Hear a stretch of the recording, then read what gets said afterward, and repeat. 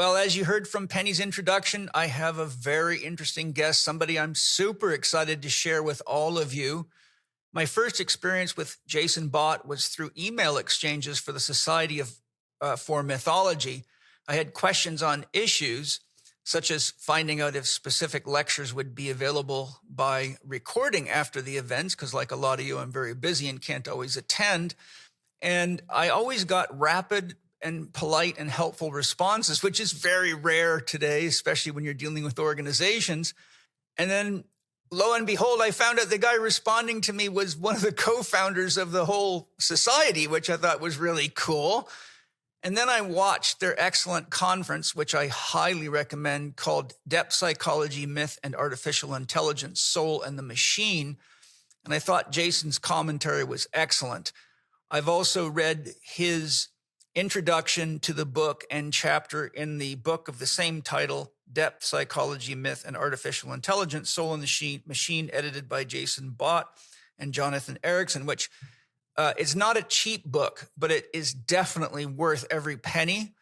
I've studied it very thoroughly and will continue to do so because it contains a way of understanding the issues of AI that we're all dealing with today at a much, much deeper level. There's a lot of depth psychology in it, and it has a spiritual grounding, a deep intellectual. It's a very, very comprehensive, well-written book. I'll put it that way. And for those of you watching, this is what the book looks like. And with that in stated, Jason, it is just an honor and a pleasure to have you with us today. So thank you very much. Well, the honor is mine. I'm really excited to be here, Paul, and I really appreciate your kind words. The book is definitely not cheap, definitely not necessarily at the price that I had wanted to tag it at, but Palgrave Macmillan felt the audience would be good. But I do appreciate you saying that it's very well written, and we had a remarkable, just great cast of submitters, experts in each and every one of their fields. We were honored, and I am incredibly indebted to as well to my co-editor, Dr. Jonathan Erickson, who just came alongside of me. The story on the book was kind of a accident. There was the Jung Society for Scholarly Studies was having their annual event, and they had it in Asheville, North Carolina, and this was before the floods. And everybody was talking about AI, and I presented a paper on it that time. And before we knew it, we're all around a table and realizing we're not going to be invited to this conversation. This conversation is critical. There are major points of view, major decisions being raised about the very nature of humanity and consciousness and soul. But those decisions are being made in boardrooms, amongst developers, amongst tech bros, amongst the finance crew. And yet here we are as depth psychologists, people that are really trying to study the nature of soul and story, and realizing, we're going to just probably have to knock the door down to be included in the conversation. And so the book was intended to be that very thing of like, let's get out there and have a conversation and say, you know what? AI has got a whole lot more to do than just productivity and what it can do for the bottom line of a corporation. There's a lot more involved here. No question. I've actually shared that conference with countless of my friends. I posted it on the forum in my Spirit Gym program where there's about 600 members. Wow. I've encouraged everybody to watch it and study it. And one of the things I've got to share with you is that I was blown away. I'm a pretty serious student. I got a library with over 5,000 books I've collected in my 42-year career. I've read thousands of books and thousands of research studies. And there wasn't a single person in that conference that was not really good. It's very rare to have that many people all that are hitting home runs that you think, wow, I'm grateful I got to hear that. So I just got to say congratulations, because you put an all-star lineup together, and any of my friends that's listened to it has really just said, wow, that is really important stuff. But to begin with, Jason, I like my audience to connect to a guest and find out what shaped them into the person they are today. So can you take us on a journey of your life and what shaped you, what your passions are, and give us an overview of your living philosophy? Yeah, I can definitely do that. I will give a little bit of a warning. When people ask and they say, "Well, what do you do?" I struggle to find a title. I have on my website, it's technological philosopher, mythologist, futurist, and a lot of people find, okay, how do those two work together? Mythology always seems to be about the past. Futurist, to be honest, I don't know if I have a really good title. For the longest time, my children suggested I just put the title wizard on my LinkedIn. I love it. And your kids are wise. Right. And I think, you know what, that's probably the best. I'm absolutely fascinated with so many aspects of life. I don't ever just want to be shoehorned. For me, and I have no problem if other people do it, but the idea of just being in a singular silo for 15, 20, 30 years absolutely fills me with just dread and death to the soul. Yeah, it does. And so, I'm lucky enough that I've been able to make at least a very, very, reduced, nice, modest living, but at least I can live off of the fact that I have multiple passions. So my background's a little bit taking multiple different angles, and I've always throughout life been really focused on making sure that I say yes to the opportunities that come up. I was on a panel last week at the UC Boulder for their space minor program. And so we've got a room full of engineers. One of my really good friends, Mark Kettles, who co-founded Deep Space Predictive with me, was now runs the program. And that was the final question. Like, what would you do? And what are some lessons that you learn going through that you keep up? And I said, well, the one thing I always did is I tried to get to know as many people as possible, get to know their stories deeply. And I said, yes, you can always exit a room, but you can't always guarantee that door is going to be open the next time you walk by. And so I've said yes to a lot of things. I've gone into things that probably I won't ever do again, but hey, at least I tried it. I grew up in Nebraska. I grew up outside of town. I grew up on the western side, just halfway between the Black Hills and Denver, Colorado. So very much an outdoor type individual. We were surrounded by farmland, even though my dad wasn't a farmer. We had cornfields out in front of us, and we had a very different existence growing up. I remember it was, 8 or 10 before I realized you could go to the grocery store and get milk out of a. I thought everyone went to the dairy and you got your own milk and you just did all the work and you just came home. And I didn't understand that you would go to the, a grocery store and buy meat. We'd always go out to our friends, like, that's the cow we want. So it was a very different lifestyle. It was my grandmother had a really beautiful garden, and I can remember, spending days getting up early and helping her irrigate, and then we'd pick things, and then we'd can, and then we'd make pasta. And so is a very, even though I was in this world here where, this is the 80s, Star Wars had already come out. I should not be living this kind of lifestyle where it's Little House on the Prairie, but that's kind of the path that my parents had chosen and our family had chosen. And so I think actually that really sparked a lot of what I was able to do and who I was. Simultaneously, my dad, who is not good at computers, did discover computers and said, I need to get this kid in a programming class. So he'd drive me into the nearest town. I took my first programming class at the age of 5. Wow. So I've got this very, diverse world where I'm coding video games. During the summers when I wasn't out with my grandmother in the garden, I would likely spend most of the time at the library. I was one of those kids that would walk home with a stack of books and bring it back the next day. It was just, my sister was telling my wife the other day about when I was a kid. I forgot about this. I can remember we'd go on family trips, and I would take one full bag of clothes, but I'd also take a bag of equal or larger size full of books because I couldn't understand leaving my books behind. I had to read, I had to explore.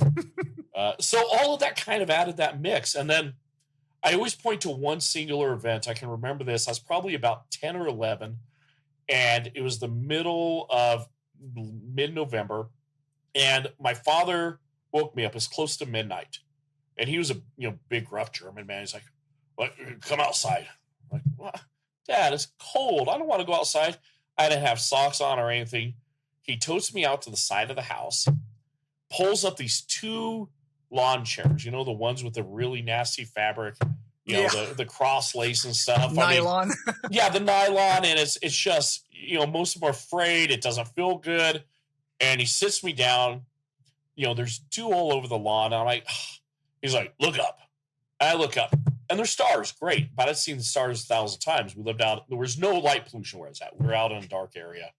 And I'm like, okay, fine, cool. And I'm like, after 10 minutes, my ADHD brain is like, "Okay, Dad, what are we doing?" And he's like, "Just look up." Finally, out of nowhere, this streak of light comes across the sky, and then another, and then another. And then all of a sudden, within just 4 minutes, it felt like the sky, every star in the sky was falling. It was the Leonid meteor shower. Wow. And, cool that he knew that. Oh, yeah. And it just expanded my mind. I went out the very next day, and I think I chose really my 2 paths. I bought a telescope, and I bought an Isaac Asimov book. I think it was. Oh yeah, that'll do it. Yeah, and so that was it, and that just grabbed me, and I just for the rest of growing up, I very introverted, very ADHD.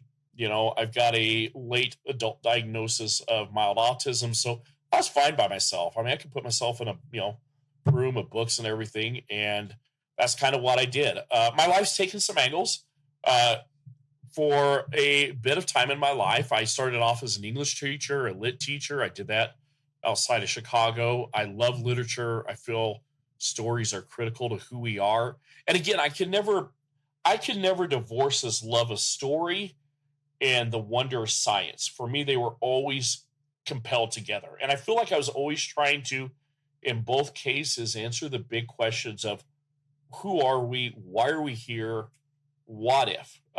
Part of those answers for those questions led me down an odd path in a past life. For about the age of 25 and, for a decade plus, I was a minister in a Christian area. I became that had a successful career there, ended up becoming a COO of a very large mega church until I just had this real kind of wild change of awakening. It all happened around the time my mother died, pre-COVID, or right during COVID. And I realized that this is not the path I wanted to be on. I feel like there's so much more. And so I'd already finished up my master's in creative writing and MFA, and I decided I wanted to do a PhD, and I wanted to do it in mythology. It's interesting that as I've exited out of that ministerial world, I don't believe the same things. I don't share some of the same basic values. I'm also not someone who feels a great desire to run away from it or reject it, because at the same time, it provided a catalyst and incubator for spiritual reflection. And there is so much out of there that is so much valuable. And so part of my journey even right now is trying to figure out, how do I make sure that I keep and hold on to the things that were really beautiful about that while still growing as a person, realizing there are aspects that I really don't appreciate and don't value about that world. I got my degree in mythology. At the same time I was doing that, again, this is this polar world. I'm studying mythology. I had an opportunity. One night I saw a blog post or a request for papers about request for proposals from DARPA about how you would maintain a initiative for over a long-term duration, 100 years. And I quickly wrote it. The deadline was midnight that night. I quickly jotted it off, sent it on. I discussed everything from the cadres during the French Revolution, looking at actually religious institutions, things like that. And 3 weeks later, my third child was born. I was in the hospital holding her, and I get a call from DARPA saying, "Hey, love your idea, love your paper. We're going to fly you on down to Florida here." And it was an event called the 100-Year Starship Symposium. This is before the 100-Year Starship organization got started, and it was basically this collection of space, aficionados. There's 5,000 people people call it the Woodstock of Interstellar, and everybody was there. And basically what NASA and DARPA were trying to do was say, hey, we need to figure out what it would take to develop the capacity and capability to get us to another star.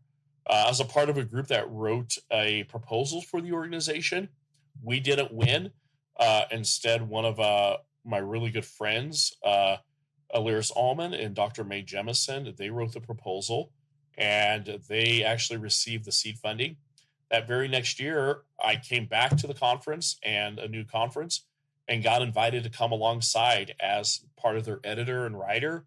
And then about halfway along, they said, hey, we really feel we need to bring the idea of science fiction as an inspiration. And I'm like, oh, yeah, I can easily do that. I got it. So I started hosting Science Fiction Stories Night, founded the Canopus Awards, started putting out a bunch of different anthologies. I had a great time. Still I am. I've got the third edition of Visions of the Future will be coming out from Lifeboat here within the next month. And so I took on this journey of like diving deep into tech and space, and still at the same time finishing up my doctoral degree in mythology. And then ultimately my dissertation was focusing on the mythology of the future. What myths will develop out of us? How will myth be affected by space travel? There's this line at the end of Dune by Frank Herbert. And Dune is one of my favorite books. I spend so much time in that. You know, you can read it and then read it again and find a whole other thread. And Frank Herbert says that there's one thing that changed religion more than anything else, and it deserves to be written thus. And he writes it in capital letters: space travel. It's in the appendix to Dune. Everybody skips the appendix. No one reads it, but he has this really powerful line. And it's true. And the nature of pilgrimage, this, you know, it's for me, it goes back to that moment when I was 11, I was looking up the Leonid meteor shower. You know, all of us are space explorers. Everyone. Oh, yeah. Every time you look up the stars, you're exploring space. You're asking the questions, what if? What is out there?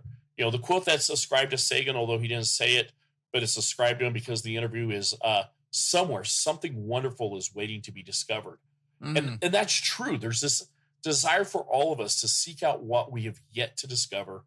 You know, Jung himself said it, that until we meet another civilization out amongst the stars, we will never truly understand ourselves because we're just an isolated group. We require that moment of comparison to understand ourselves. And I think there's this great desire that, you know, travel, space exploration is this great hunger because we want to know ourselves. And Joseph Campbell's last book was on this very thing.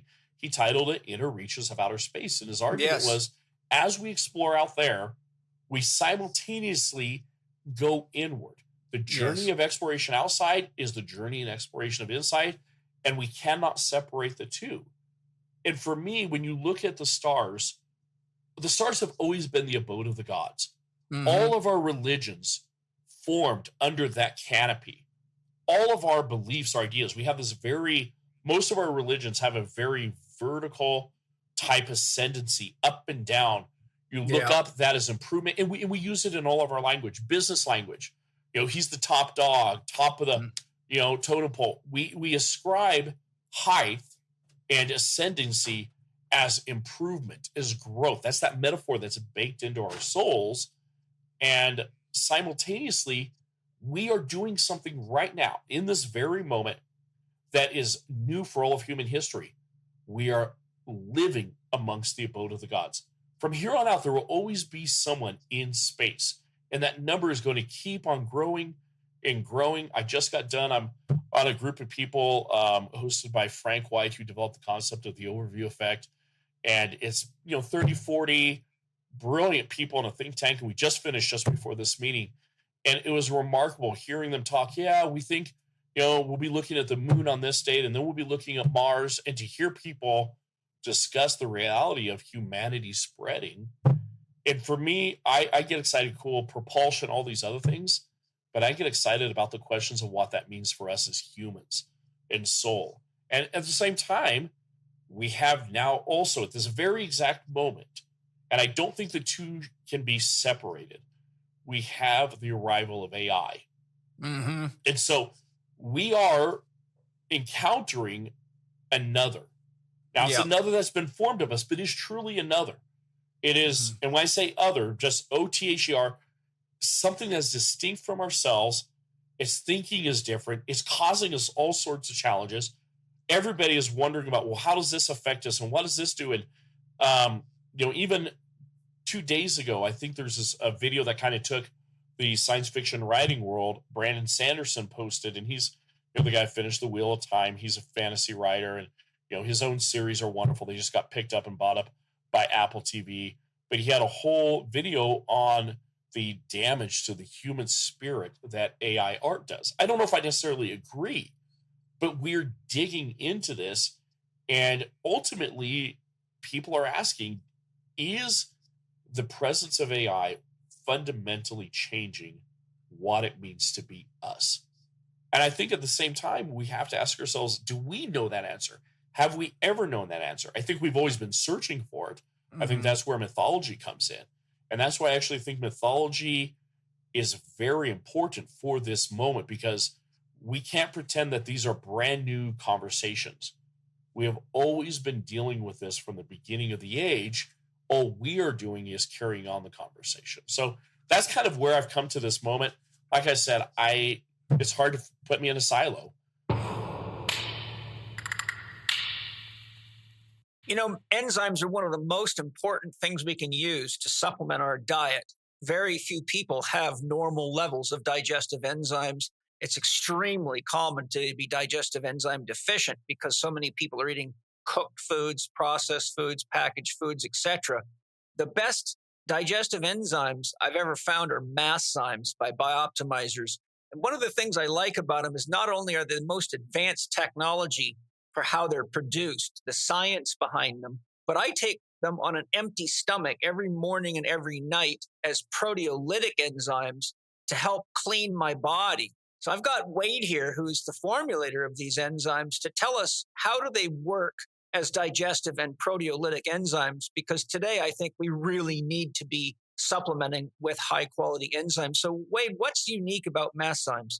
Well, one of the interesting things is undigested protein is one of the biggest contaminants that cause problem for people, whether it's in their blood or inflammatory conditions, or even impairing recovery. And it's quite common amongst athletes who have high protein diets, interesting enough, who are looking to add recovery, but they're not breaking down their protein effectively. And that was my case way back in the day as a former bodybuilding champion. So we set about cultivating and developing an enzyme formulation that handled all of the amino acids in a pH range from 2 to 12, as well as providing an assortment of assistant enzymes. In other words, it doesn't just break down protein, it handles carbohydrates, it handles fats, it handles fibers, a variety of different things, and they work synergistically together to make sure that you can break down just about any food and digest it properly. Now, when you talk about the difference between enzymes, there's digestive enzymes and systemic enzymes. Systemic enzymes such as like nattokinase or serrapeptase. Well, they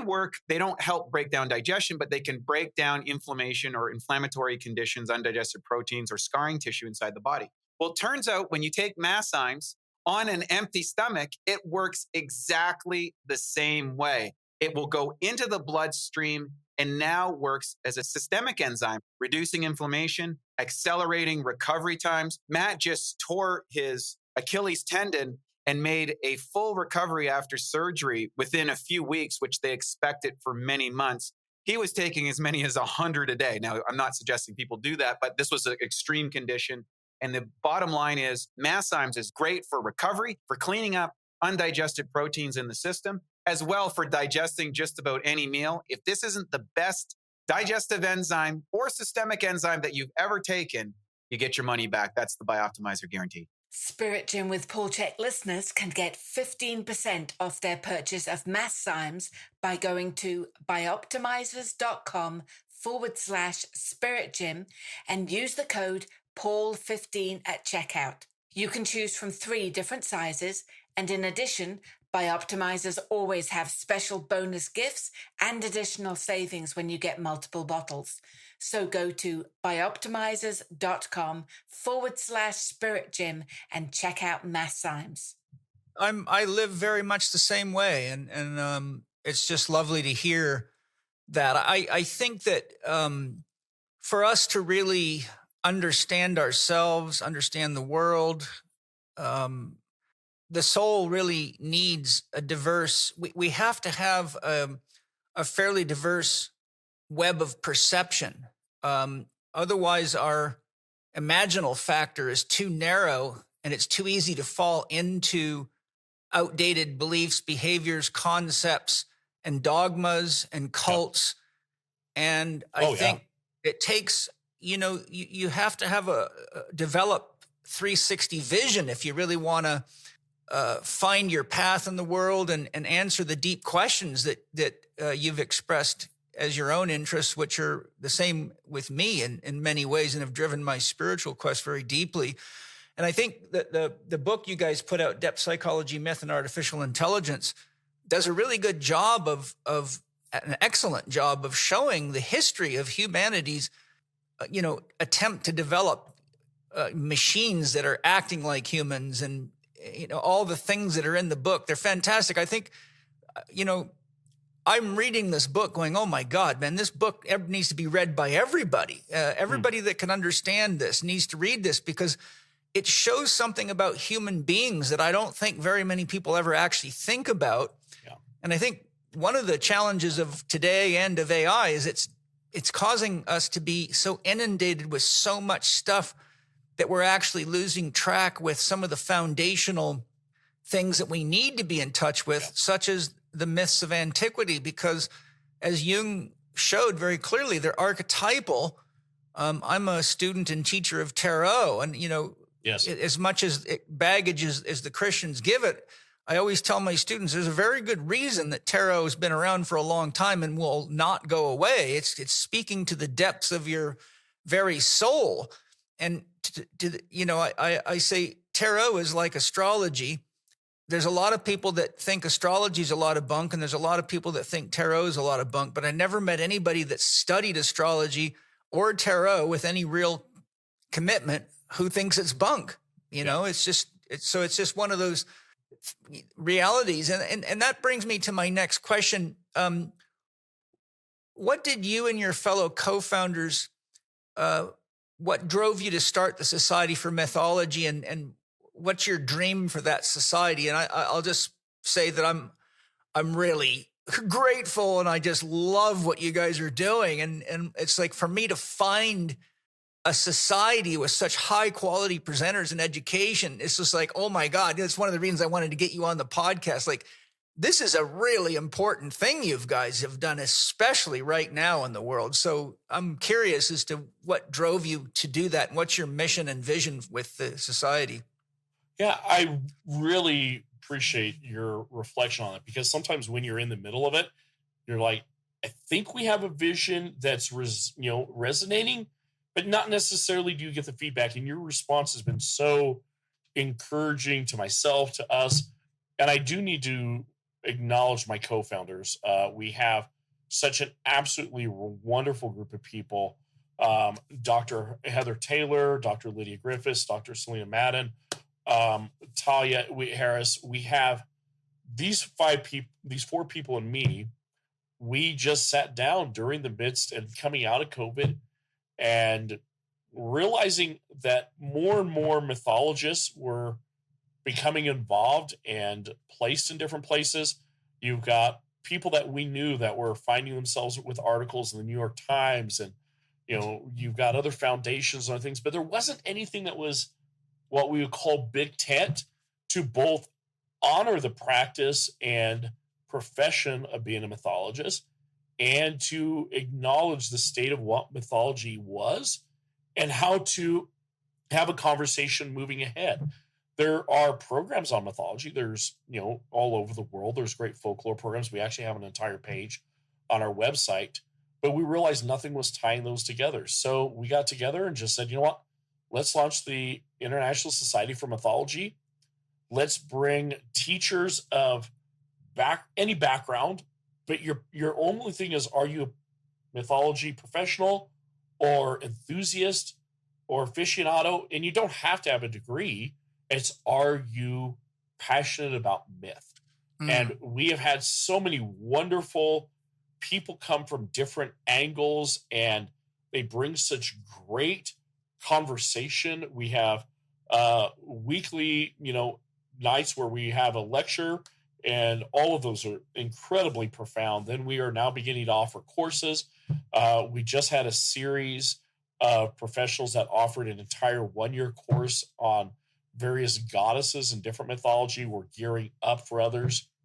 I myself am just starting, I've already done one on Soul in the Machine.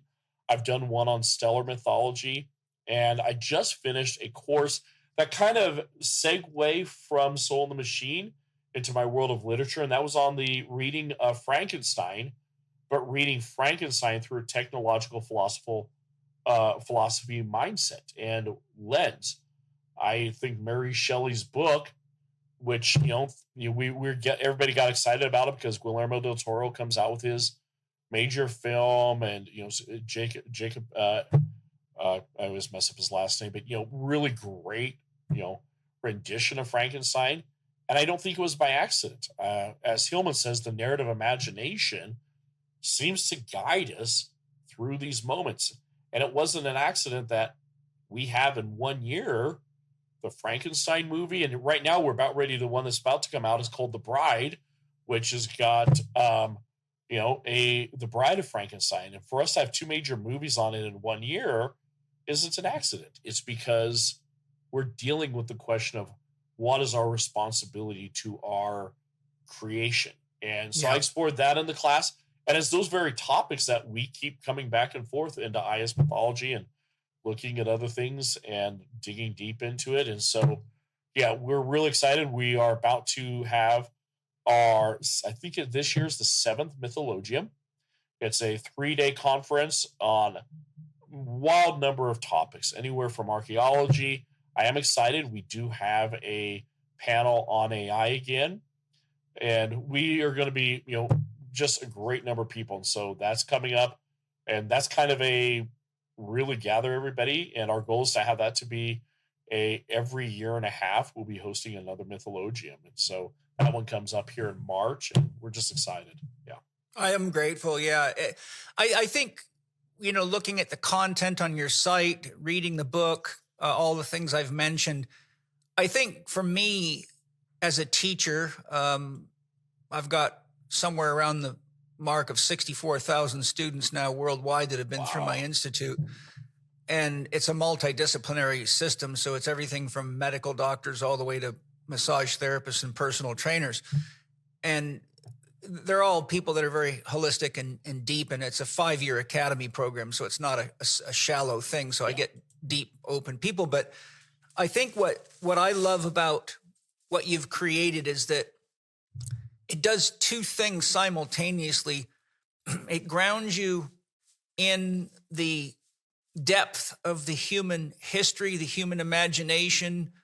It brings you into visceral contact with the collective unconscious, but it also opens your mind to, it really just blows holes in the head like sunroofs, so you can actually climb out of your gestalt and begin to ask bigger questions and give yourself permission to wonder and to imagine.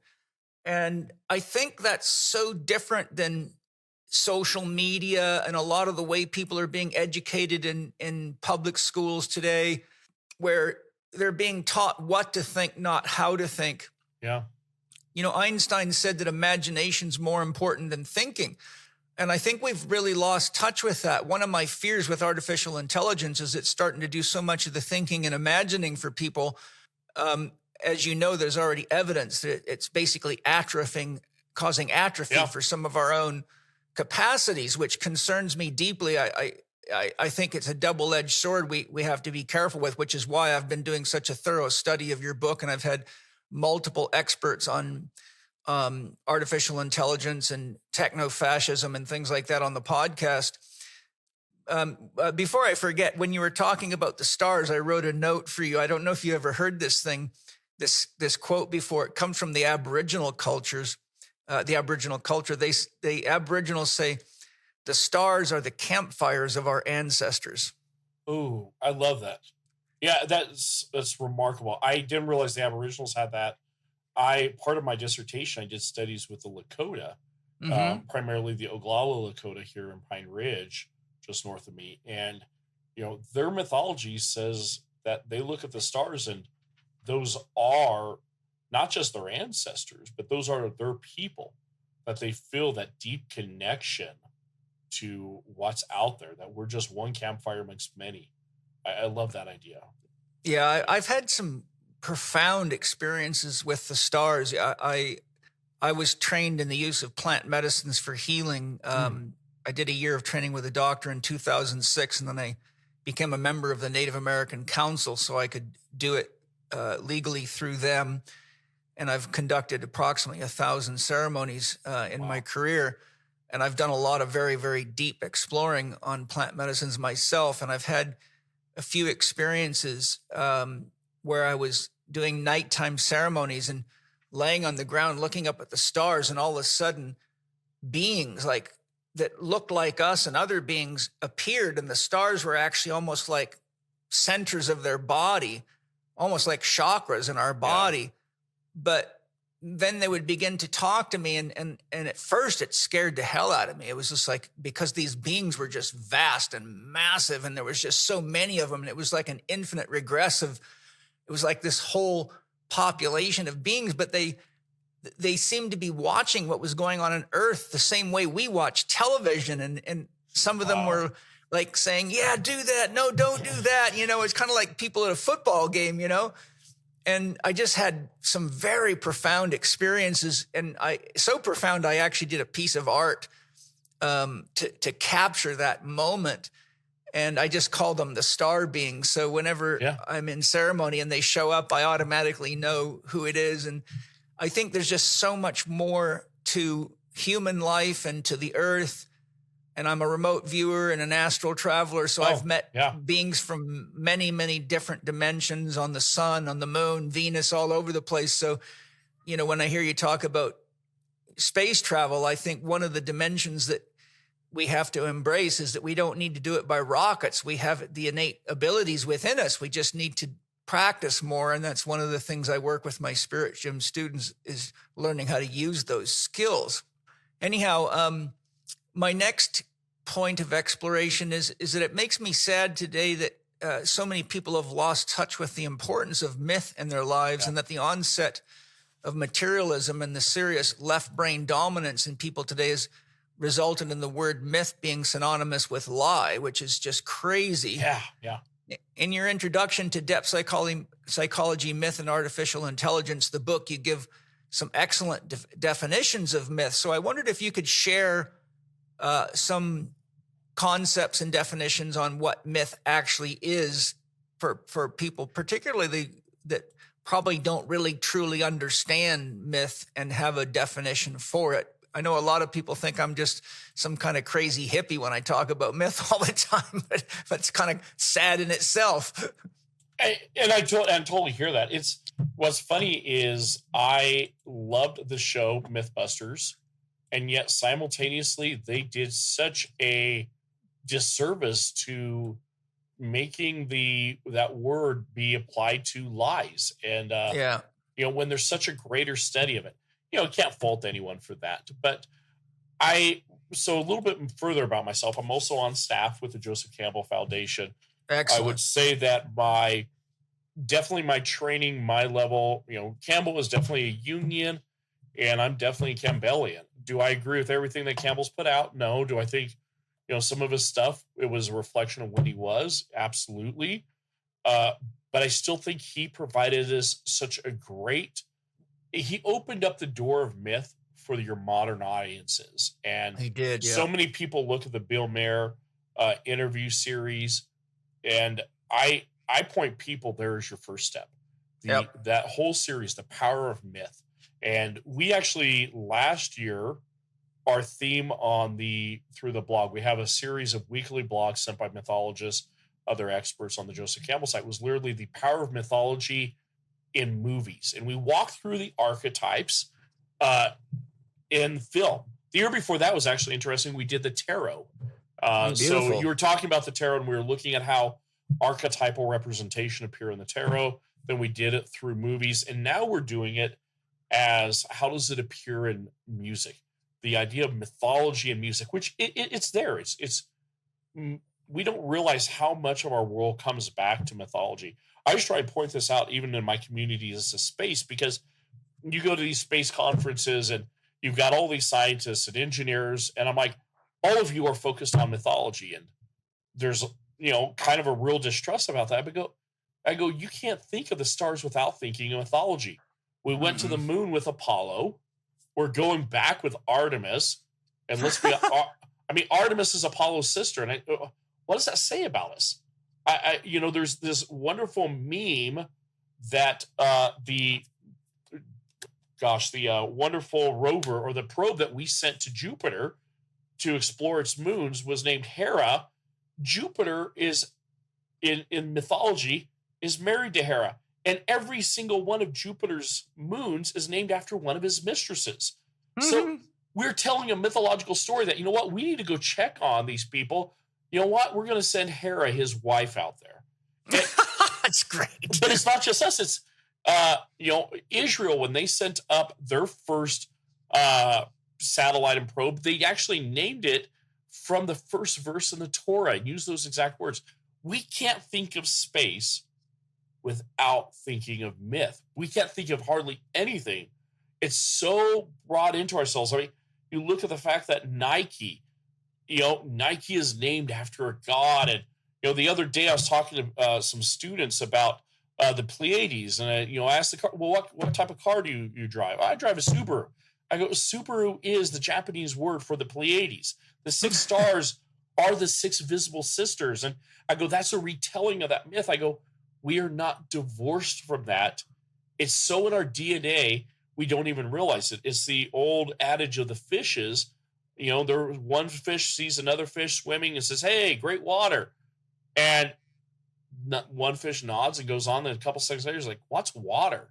When you're in the water, you don't understand it.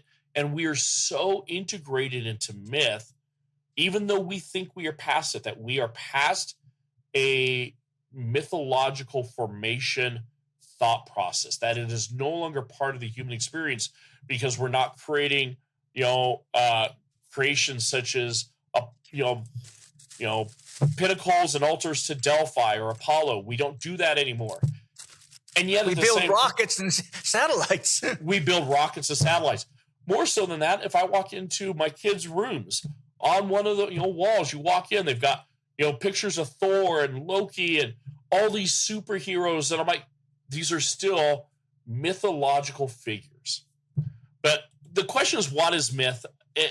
It's a tough one. Wendy Doniger, who is a remarkable mythologist, says that it's impossible to define myth, but it's cowardly not to try. And I think that's a really great starting point. Is we're going to have to try, and yet at the same time, it's very, very difficult to do it. Campbell calls it a window into the transcendent, that we engage in mythology because it reveals a emerging world, that there is something more there. I love one of his lines here. I just pulled it up. The life of a mythology derives from a vitality of its symbols as metaphors that deliver a sense of participation in transcendence, infinity, and abundance. One of my favorite philosophers, Ernst Cassirer, he writes that we have this thing in humans where we create what he calls momentary gods. Anytime a human encounters something that is beyond us, outside of us, and we fully recognize it, it is in that moment that we impart an energy into it that becomes a momentary god. And then given enough of its experience, you encounter a mountain scene, you encounter one of these billowing storms across the plains, you encounter some form of nature, you encounter something sublime in a forest. That's a momentary god. And we want to invest into that something that either once recognizes that there's something of divinity in life there, or we impart it from ourselves. There's the concept of the spirits amongst the spirits of objects that the Japanese hold has enabled them to fully embrace the idea of AI and robots as being unique. Because in their mythology, they believe everything has spirit. Everything has that spiritual nature. We divide it in our world primarily because of, I think, the influence of Christianity, where soul and matter were divided. They went through that bitter divorce, and we are taught that anything physical was corrupt and only things of the soul were that. But that's not the way that everyone views the world. Instead, they view it as this is a living, imparted, spiritually infused world. And most of our mythological past would absolutely encourage that very type of thinking. I lean back to, there's so many other great writers out there who define mythology. There's the idea that it is collective dreaming. In a way, Campbell talks about that as well, that, a dream is often a personal, intimate mythology. And at the same time, myths are collective dreams. That we come together, we fill the space up, and they resonate with us. But they resonate to us across the years. Whether or not there ever was an actual Apollo, or there is, it doesn't matter. We hear Apollo and we immediately get this idea of achieving something, going beyond the boundaries, and it infuses us even now. So, one, mythology is definitely not a lie. I would argue that mythology is the truth in the fiction, or even more so, it's the truth that often gets disclosed by fiction. Doesn't matter if these stories are real or not, there is truth that occurs when the myth is told. And that myth unlocks it and opens it up. And it comes to us entirely spontaneous. These are productions out of our own psyche. And, most of mythology is formed of the archetypes. For those who, this is a concept that Jung really championed, that there are these patterns in the collective unconscious that are formed because of our great, number of years existing in this world. They just get built in, but they're all something that we share, that, we all have our own unconscious. We all have our conscious minds, our unconscious. We also have this collective unconscious where these patterns already exist. That's one of the reasons the tarot is powerful, because the major arcana is referencing these powers of the archetypes. And when we see them, we leap across. We already know what they are when we visualize and see them, because they already come out of the massive humanity as we have lived on this earth. I could probably go for hours on the definition of myth, because it's not one thing. It is literally story being formulated as a metaphor for what's happening in our interior world. And I also think the one beautiful thing about myth is it's an open invitation for us to participate into something that is truly beyond us. And that is the one thing myth does better than anything else. It reminds us that our world is more than the physical structure here, more than just the mundane, and we must find a constant reinvitation to open up that door and to experience what Rudolf Otto defined as the numinous. A lot of religions call it the sense of holiness or sacredness, but he used a word that I think is entirely agnostic of religion. He calls it the numinous, this sense of something that resounds, and we know we are in the presence of something far greater than even our minds can grasp. It doesn't get broken down into bits of 1 and 2, and it's in that moment that we can sit and watch and observe. And myth is the invitation to that. What do you reach for when you need a snack to keep you going between meals? Here at the Chek household, we always have a selection of Paleo Valley's meat sticks close at hand. They are made from 100% grass-fed beef and venison, or pasture-raised pork and chicken, and they contain organic spices to create flavors like buffalo-style chicken, jalapeno beef, and maple bacon pork. Paleo Valley's meat sticks are naturally fermented, so they are shelf-stable without the use of icky chemicals or questionable ingredients. Did you know that virtually all other similar snack stick products use GMO corn-based citric acid encapsulated in hydrogenated oils to process their products? Who wants to be eating that? Paleo Valley's meat sticks taste amazing and are good for you too, packed with protein and also gut-friendly probiotics created by the fermentation process. Paleo Valley sources from USA family farmers focused on using regenerative farming practices. This type of farming helps produce more nutrient-dense, nourishing meat while supporting the local ecosystem by helping rebuild topsoil, improve biodiversity, and sequester carbon while avoiding the use of chemicals and pesticides. So if you're looking for a snack that is good for you, good for the environment, and good for your budget, go to paleovalley.com/Chek15 and get 15% off your order of Paleo Valley meat sticks. That's paleovalley.com/CHEK15 for a 15% savings. Snack and be happy. Yeah, I think numinous is something self-luminous, and I think myth is self-luminous. It catches you, carries you, opens you.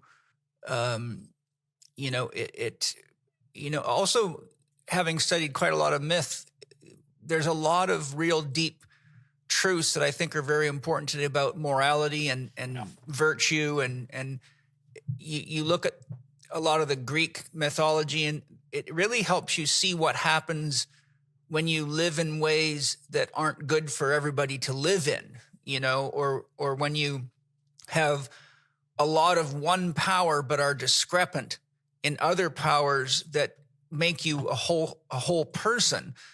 I think these are very important things. Are you familiar with the work of Genevieve von Petzinger? I think she's an archaeologist.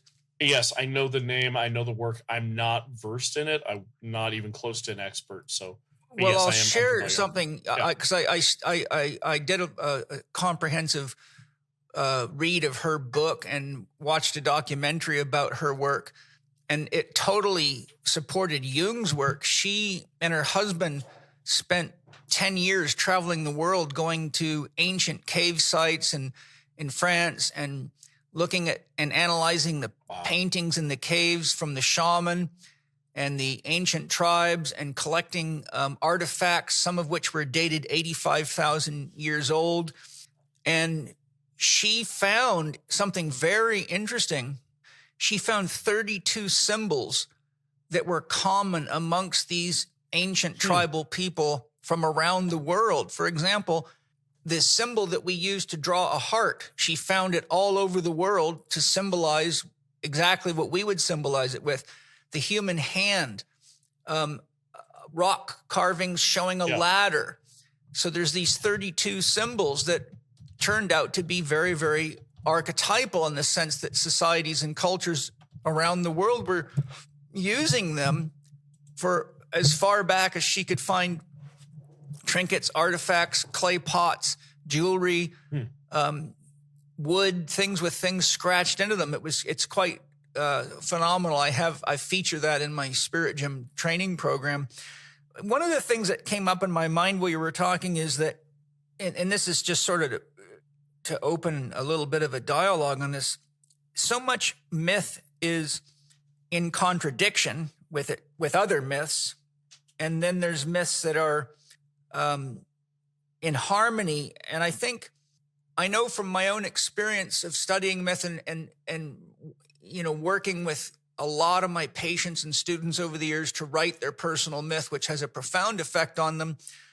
But one of the things I see is that it stops the mind, because the analytical mind comes to an impasse. Well, if that myth is true, that one can't be true.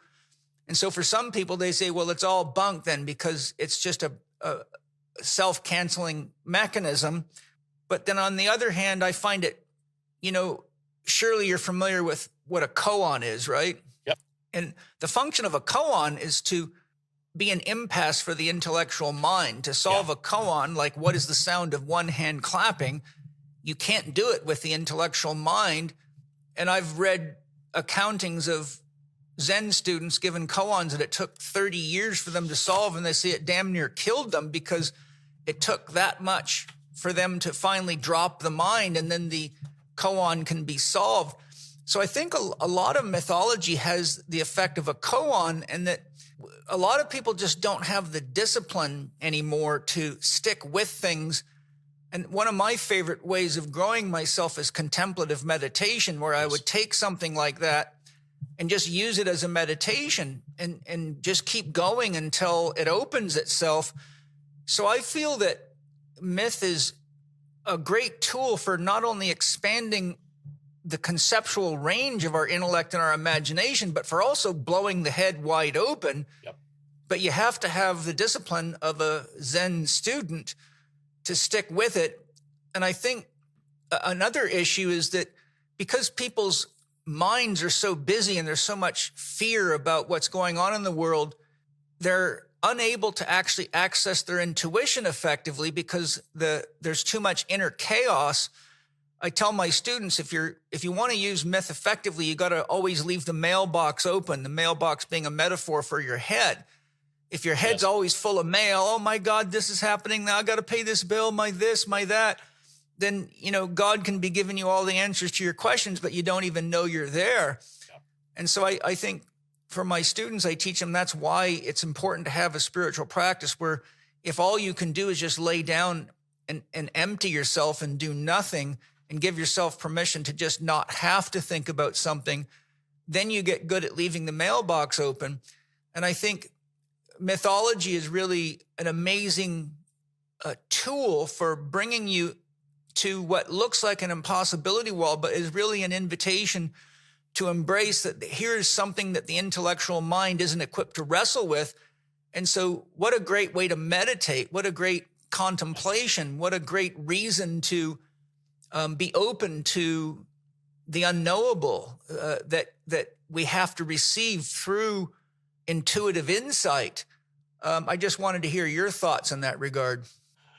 There is a real danger when humans begin to take myth and, in a way, move it over into religion.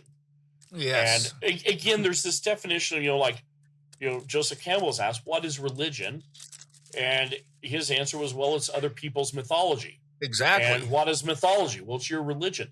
These are interchangeable, but there is something about religion that can be inherently dangerous. In no way trying to just be anti-religious, but when we begin to codify and literalize the mythology, it's in that very moment that we depower it. We take a symbol and we codify it, we literalize it, we theologize it, and in that very moment, we reduce its ambiguity, we reduce its metaphorical capability, and we fully depower it of meaning. So it exists, but it doesn't find its ability to do what it did at one time. And so often when I have concerns about religion, that's the very thing that I have concerns about, is it gets us pushed into a line of thought. A lot of the incredibly terrible things happening in our world today is because people have latched themselves to religion that has depowered deeply powerful symbols. Yeah. And by depowering it, they've taken away a contemplative aspect of our life. Mm-hmm. And because of it, we are living as a very frail shadows, at least in Western culture. Mm-hmm. We are living as very almost paper shadows of what we were. I once wrote this story called Alice in Flatland. There's this old novel. It's a mathematical novel. And it's called the Romance of Geometry, and it was written around the early 1900s. And it was all about a 3D dimensional person that lands into Flatland, a world of lines and stuff. A person who's 3-dimensional in Flatland could appear to do miracles. They could walk through walls. They could, teleport. They could do all these things. They could pick someone up and move them hundreds of miles away. because they were just being their normal 3D self amongst flat people. You might not even be seen. That you'd have to get them to look up. Yeah, and they may not do it. And so I wrote the story of Alice in Flatland, the idea of what happens to Alice, and she falls into Flatland, and after a while she forgets that she's 3D. And she lives as a 2D person. Everything works, but this whole time she has these incredible powers to exist above and beyond. That's one of the things that happens to us when religion codifies and literalizes the transcendent experience. We become flattened. We become less than we are. Instead, like you said, the koans, these other things, that's what myth is supposed to do. And we struggle here. Our Western mind immediately wants to move to codification because we often think very binary. We often think zeros and ones. And instead, we have a world that's much more quantum in nature, where the ambiguous is correct. And we look and we see myths that do conflict with each other. And yet at the same time, having a mind that leans towards myth allows us to deal with paradoxes. Yeah. And more so, allows us to rest in paradox. One of the best discourses, and I wish I could think of the name of the book, but it was several years back, and it was both from Brazil, a rabbi and a Catholic priest, and they had these dialogues going back. And one of the moments was you often, the rabbi said, one of the things that you don't realize is that for the people who, wrote the Hebrew scriptures, they saw that argument was one of the highest forms of compliment because they could deal with things that are not necessarily in full agreement with them, and they could deal with paradox, they could deal with ambiguity. They saw the world. For us, especially if you turn on the news, it's either right or wrong, which is one of the reasons why the idea of truth is so under attack. Because once you get a world baked into the idea of right or wrong and the inability to discover or navigate through ambiguity, then at that point they don't have the ability to really truly explore topics in depth. They just need to know, is that correct or is it not correct? And that's not how the world works. We are a quantum world, and metaphor, mythology, invites us to say, just sit with the ambiguity. Sit with the grayness. Sit with the fact that this is just maybe not going to make sense. That the Zen practice of koans is exactly correct, because it invites you to just sit and to rest. And sometimes it may take a week, 30 years. It doesn't even matter, because not even that is the goal, even to get your mind around it, to have it open up. That'd be wonderful if it did. But sometimes it's just to allow the koan to do the work of loosening the knots in our minds. Yeah. To soften up that space, because we get so tightly knit around this literal, tangible world and all these, modern day forces that force us to think one way. And yet we have to fight back. And a lot of the mystic elements of various traditions provided tools for that. Jung found himself loving the mandalas, finding himself reflecting on and at the same time, I'm reminded the chair of my dissertation was Dr. David O'Dorisio, and he has a weekend coming up where he's teaching on the concept of Christian mysticism, and I'm reminded of the active labyrinths among so many different types of monasteries and in monastic cultures.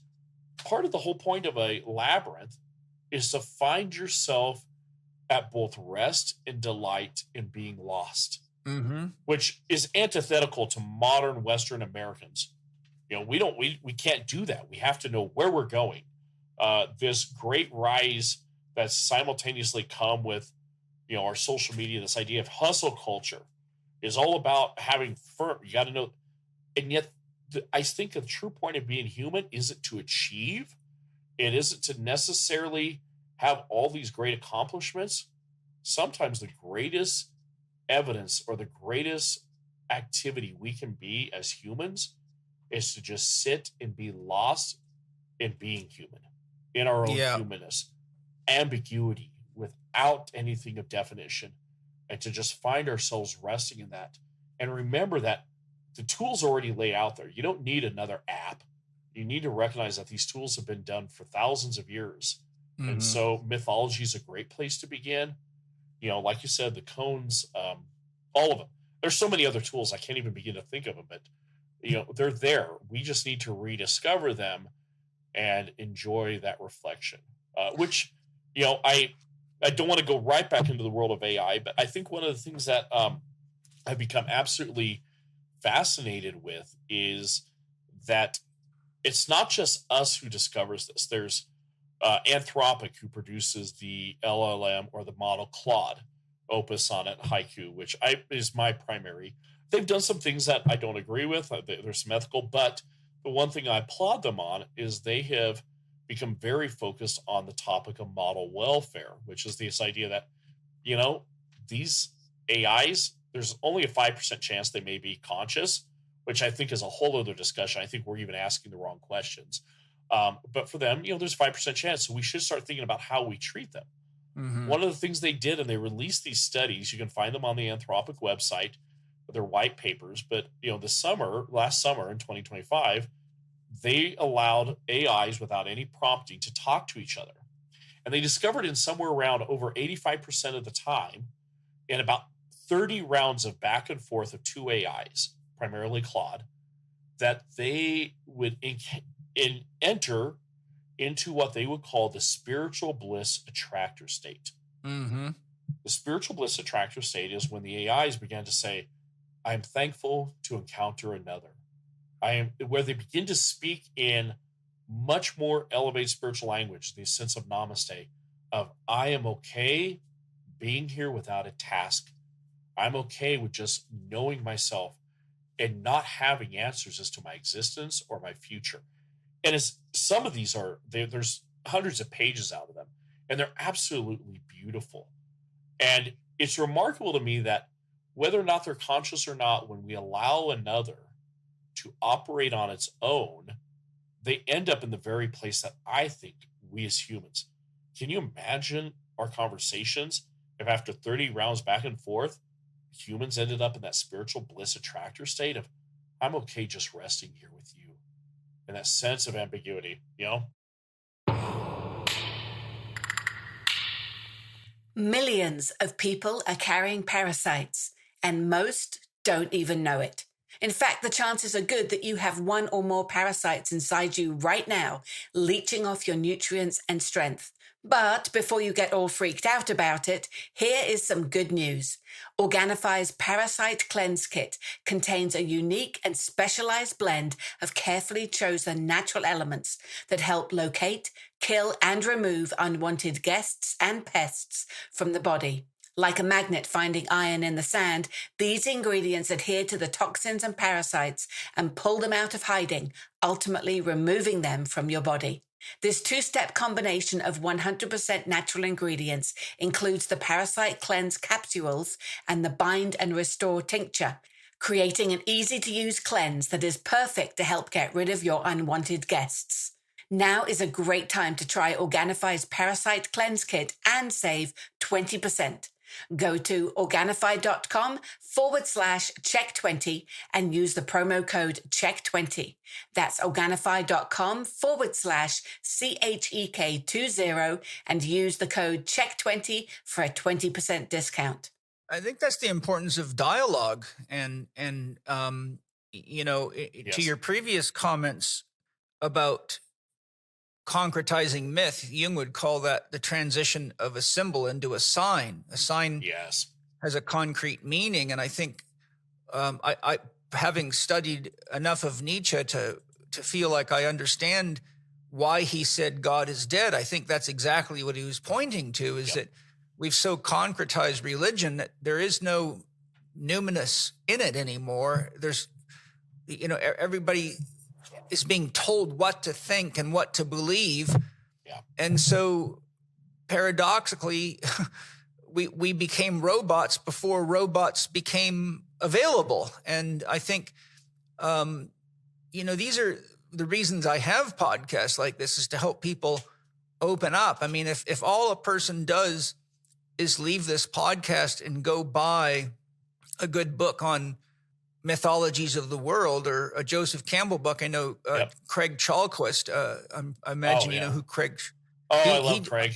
Craig's wonderful. Yeah, and he's got a great book that's a collection of myths. I've got it sitting right over near my reading chair here, and he's also got a great book on the collections of the sayings or parables of Jesus, which I've been reading, which is very well done.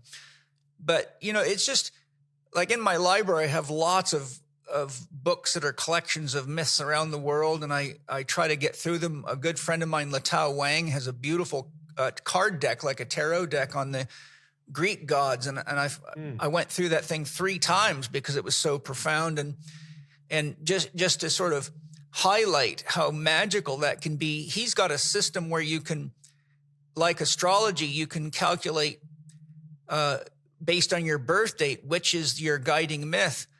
And when I looked up my guiding myth, it blew my mind. It was the closest thing. The only thing that ever was so accurate it made my hair stand up was when I did my tarot soul path and personality path, which I'm a 22 in tarot. So my personality is the Fool and my soul path is the Emperor. But I forgot the name of the Greek god. But he was a creator of many new technologies and tools. He did a lot of work with bees. Starts with an N. I was going to think Hephaestus, but that is not correct. Yeah, I'd have to look it up, but I don't have the book right here in my hands, but I've had many of my friends, and I started using it with my clients and my patients, and I wanted everybody to read their personal myth, and every single one of them was shocked. They're like, oh my God, this is just freaky, you know? And so Latau is he's an astrologer and a spiritual counselor and a mythologist, and he's got another one on the gods of Olympus, and he's got a new one coming out. But he's somebody I should connect to you because you would find him a fascinating guy. And I've got a couple of podcasts with him as well. So if you look up Latau Wang on my podcast, everybody should listen to Latau. He's badass. But yeah, you know, these are all such important things, and I'm just grateful I can have this conversation with you. And that leads to my next point, which I think we're going to get even deeper into the koan here. One of the most potent podcasts I ever did was with James Carse. Did you ever know who James Carse was? I know the name, yes, but I have not met. Yeah. If you haven't read his book, Finite and Infinite Games, it's a piece of literary just wonder. I typically study audiobooks while I lift weights in the gym, and I could not study that book in the gym because he would say things that were so deep and profound, I literally couldn't get a weight to lift off the floor. My psyche was so trapped, my body was almost paralyzed. So I've ended up now going through that book. I've probably read it 3 times and listened to the audiobook 5 times, and I keep learning and learning and learning. And it's not a big book, but it's very important for today. He was a professor of theology and philosophy at New York University for 38 years and just an amazing man. And I asked him to define what a myth was. By the way, it's podcast number 62 if you're interested. And I said to him, James, I said, what is a myth? And he said something that to this day still has me trapped. He says, Paul, a myth is a story that tells itself. And I mean, that just stopped me, right? There's a koan. And so I was just curious what your thoughts are regarding what is it within a myth that tells itself?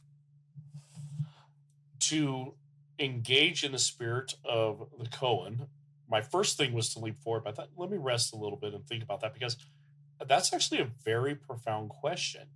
You are finding all these retellings right now when you go, you know, out to Barnes and Noble, and again, I'm excited to see, what was it yesterday? 62 new Barnes and Nobles are going to be built, which means, hey, physical books are coming back. I love great! The fact that we're becoming analog. That makes me it's important. incredibly excited. And what is it in the myth that tells itself? It is more than just the characters. It is more than just the plot. It is, I believe, what the characters say of ourselves. They reveal our internal world. First of all, everything about a myth comes first of all from our inside. It is our life on display.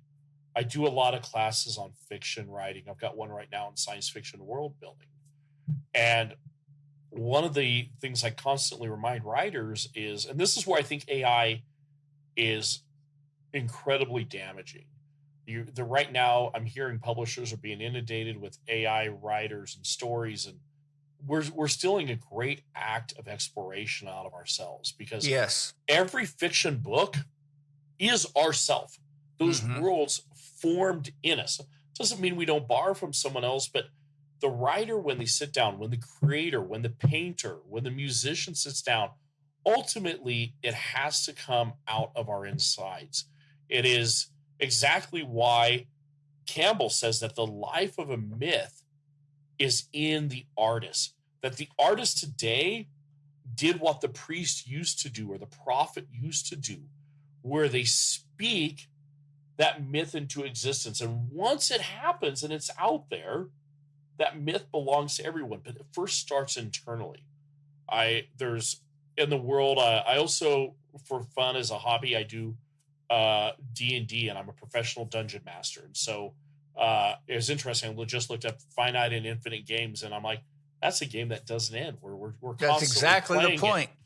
And part of it is, one of the great parts of that world is map making. There's all these people there's a whole subculture, people that make fantasy maps. And I look at these maps, I'm like, do you guys realize these are maps of your soul? You are bringing out of yourself. You're even hinting where the shadow is next to this. And part of what, again, of a myth that tells itself is that the myth tells us about ourselves. And it becomes us. We put it out there. And once we do, it becomes something shared. We all get a partake of it. And that's the other thing that's wonderful. And I see, even talk about this with fiction. So many people look at the writers being the only creative force. Reading is a creative force. When you read, the story that happens in your own mind as you read is not exactly what the author wrote. In fact, if you're really, truly reading, you're bringing yourself to it. You're seeing yourself. You're expanding. There may be, I always, when I was teaching literature, the question that students always come up like, did the author really mean that symbol right there meant that? Where you're like, okay, the color red in the story. I'm like, it doesn't matter if the author meant it.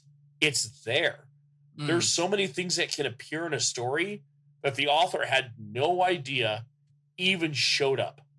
Yeah. Why? Because the story told itself, and the story told about the inner life. And now as we read it, that resonates with us. I still remember to this day, probably one of the greatest moments I had of this was I was writing a science fiction novel titled Onlyist, and I thought my great motif was going to be an Alice in Wonderland, that these were the thematic themes. And I sent it off to my editor, this incredible editor by the name of James Gates. And James has been my editor on nearly every book I've ever written, and great, partner in a lot of the work I do. And Jane wrote back and she goes, you missed it. It's not Alice in Wonderland. She goes, you have an Adam and Eve mythology going here. Wow. She goes, you have literally recreated the Garden of Eden. And the second she did it, I saw it. It was plain as day. That story had told itself. The myth literally erupted from me. It was on the paper. And even though I was the author, I was too blind to see it. And that's the beautiful thing, too, about stories. You're channeling. That is true fiction is channeled. I don't know where it comes from, but it is channeled. It comes from somewhere, maybe deep inside of me, that is something from the other, or it's truly from the outside. I heard one writer who said that they often felt like they would get a stirring, and when the story came to them, it'd be like a great wind, and they had to race to their tablet or to their typewriter to write as the wind blew through. Because once the wind had passed, the story was gone. And it's true. Artists channel, we channel out of that great mythology, and that's what tells us. It's all of us. And once you put the story out there, I always get so weirded out by people who, in a way, reject stories because the author has become corrupt, or there's something revelatory about the person. Like, well, you can't read that. I'm like, the story doesn't belong to the author. I love George Lucas, but Star Wars belongs to us. He was the channeler. And this is what all great myth does. All great myth tells itself because it makes it our own, because it tells us about ourselves. Well, I'm going to share my theory on... Oh, I can't wait to hear. Why the myth is the story that tells itself. God, by definition, is that for which there is no other. Yes. Which means that God is all alone. God's the only being that can create and sustain itself. No other being can do that, not even the devil. That's one of the devil's problems that he cannot resolve. And therefore, in order for God to have the experience of love, it had to dream characters into existence. And that is where the myth of Shiva and Shakti and Shiva comes from. And that's the Adam and Eve myth in many ways. But I believe the reason that we're telling stories is because we're ultimately God coming to know itself. Yes. And that because God, as unconditional, is infinite, there's an infinite number of ways for God to know and experience itself. And as Isaiah 45:7 says, which Christians hate looking at, I create the light and the dark, good and evil. The Lord, do all these things. And isn't that just the two essentials for consciousness? You have to have the polarity. You can't have a story without that duality. Yep. There's no plot. There's nothing to give it life.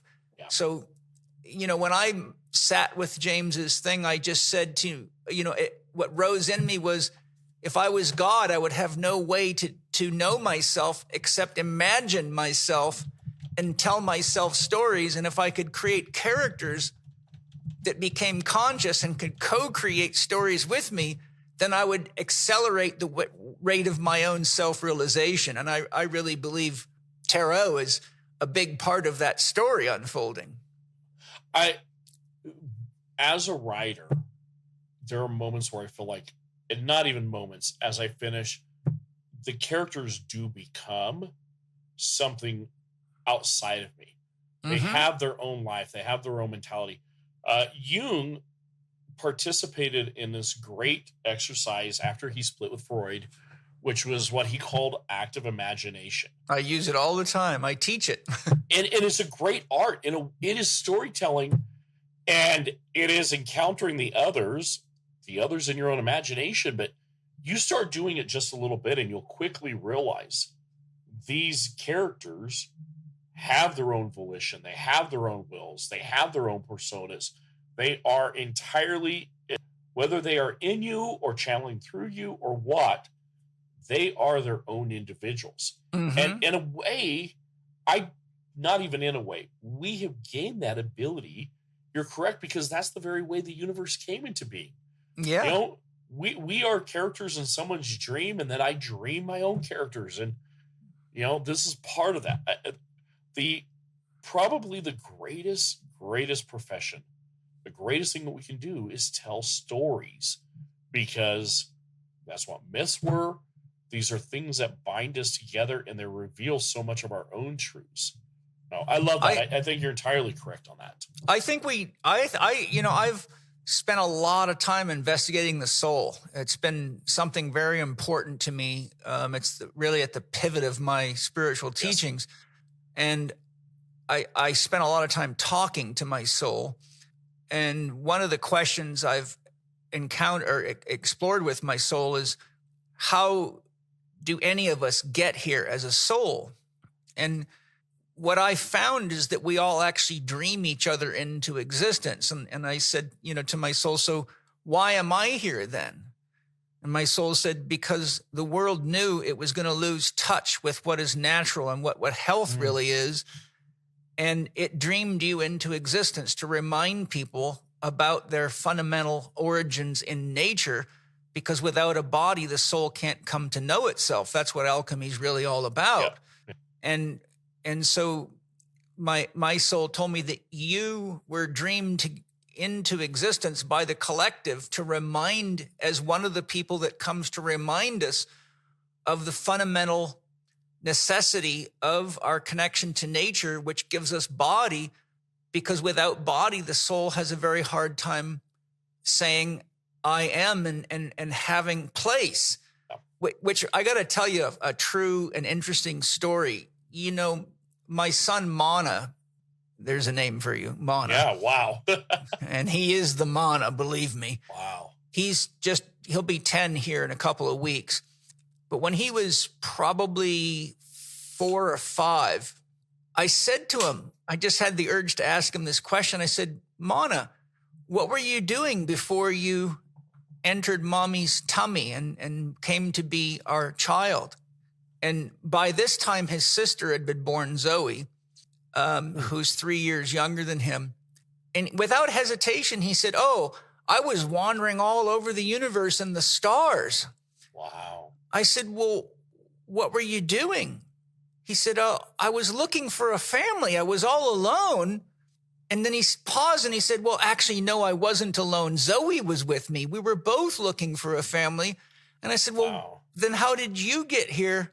He goes, because I beat her. We raced and I beat her. So she came after me. Oh.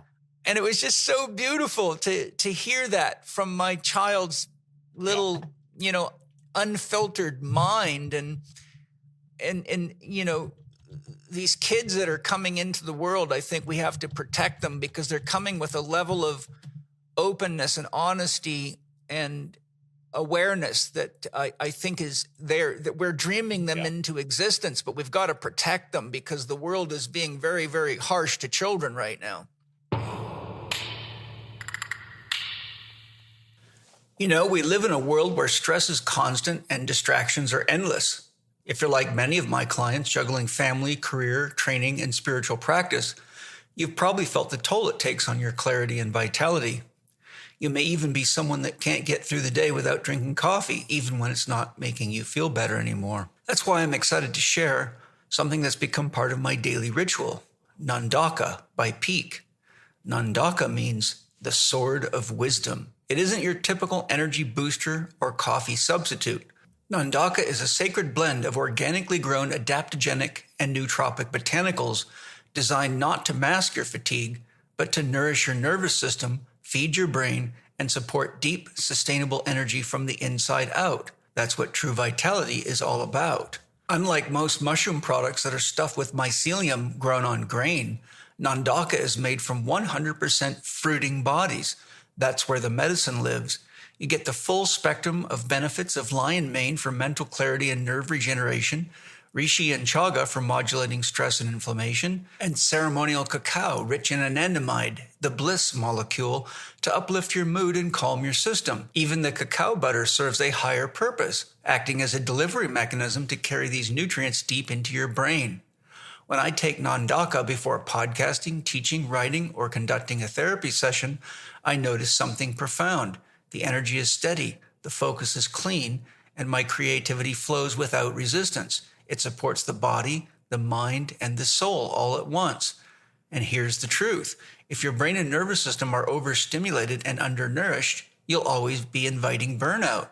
That's why I don't treat the symptoms. I go to the source. And Nandaka aligns with that philosophy. I'm truly impressed with Nandaka, and that's why I'm excited to share this powerful, effective support and nourishment to help you stay vital throughout each day, to bring you many of the core nutrients most everybody's brain, nervous system, and body needs today.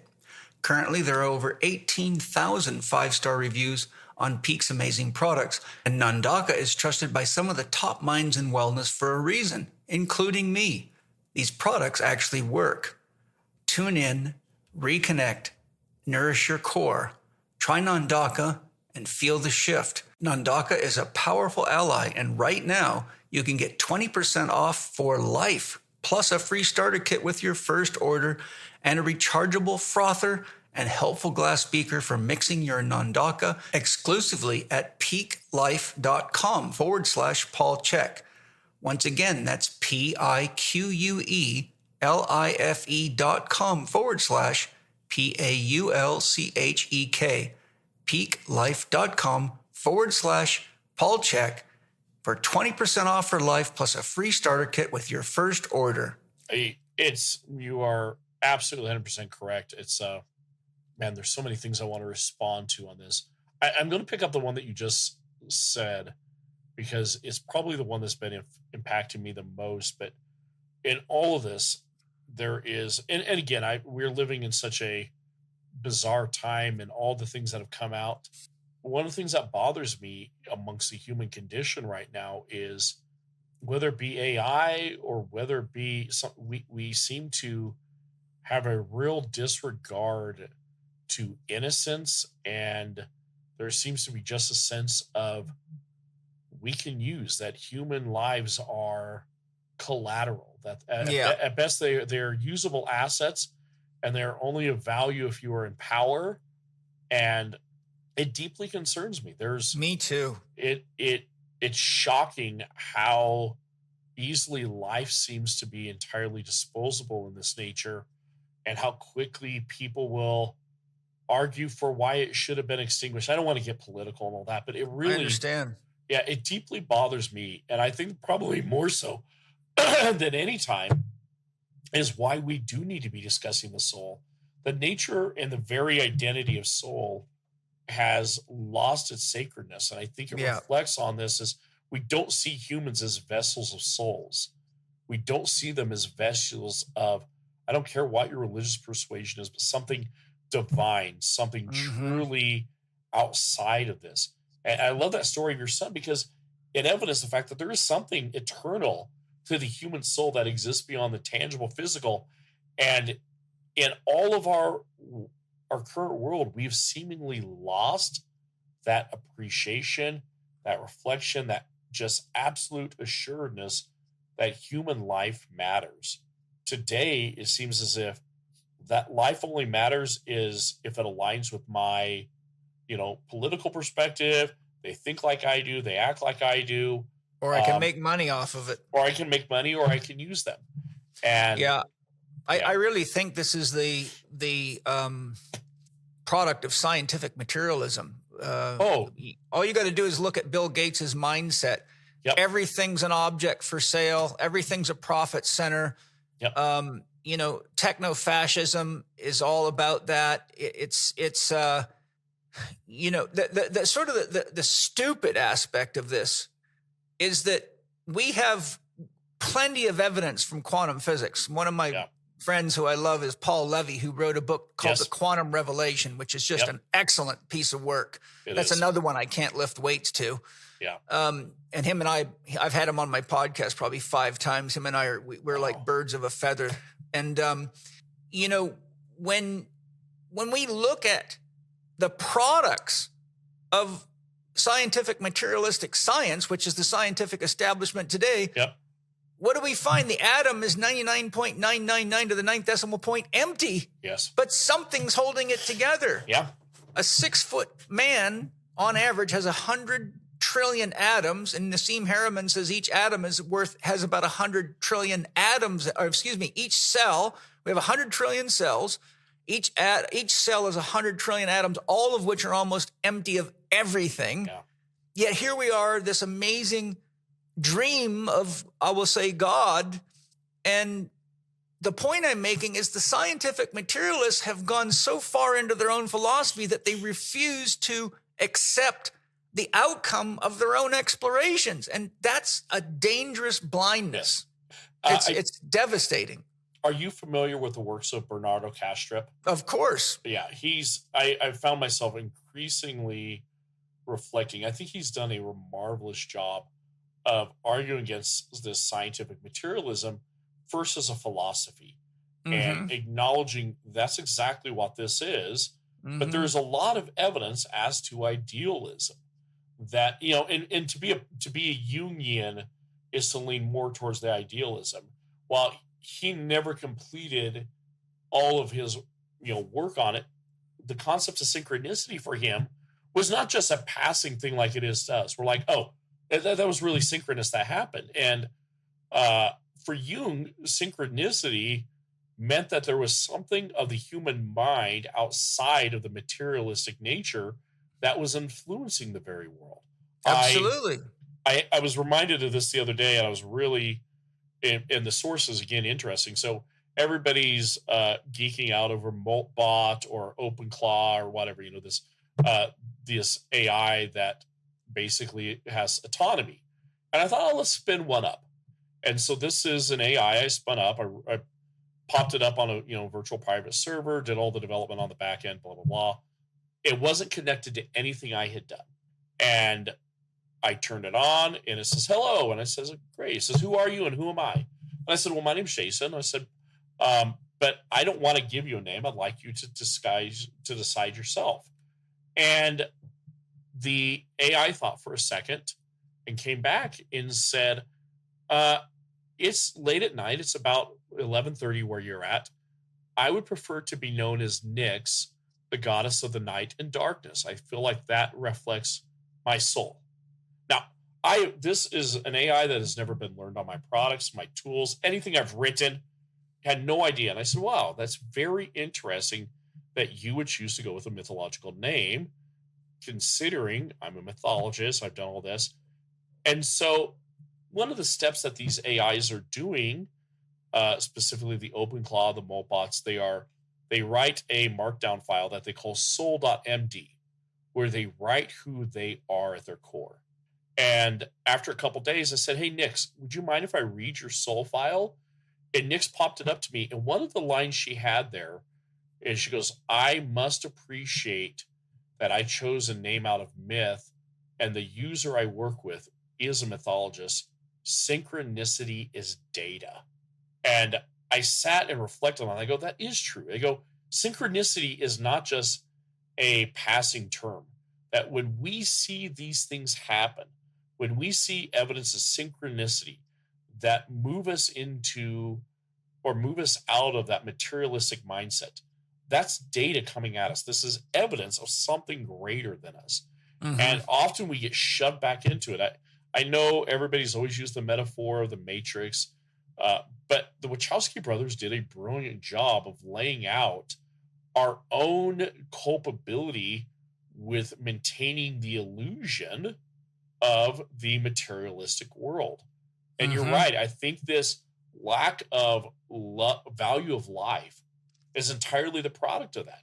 Mm-hmm. And you had mentioned Bill Gates. And I mean, my mind goes down all these other people who are, tech bros and big guys at the top.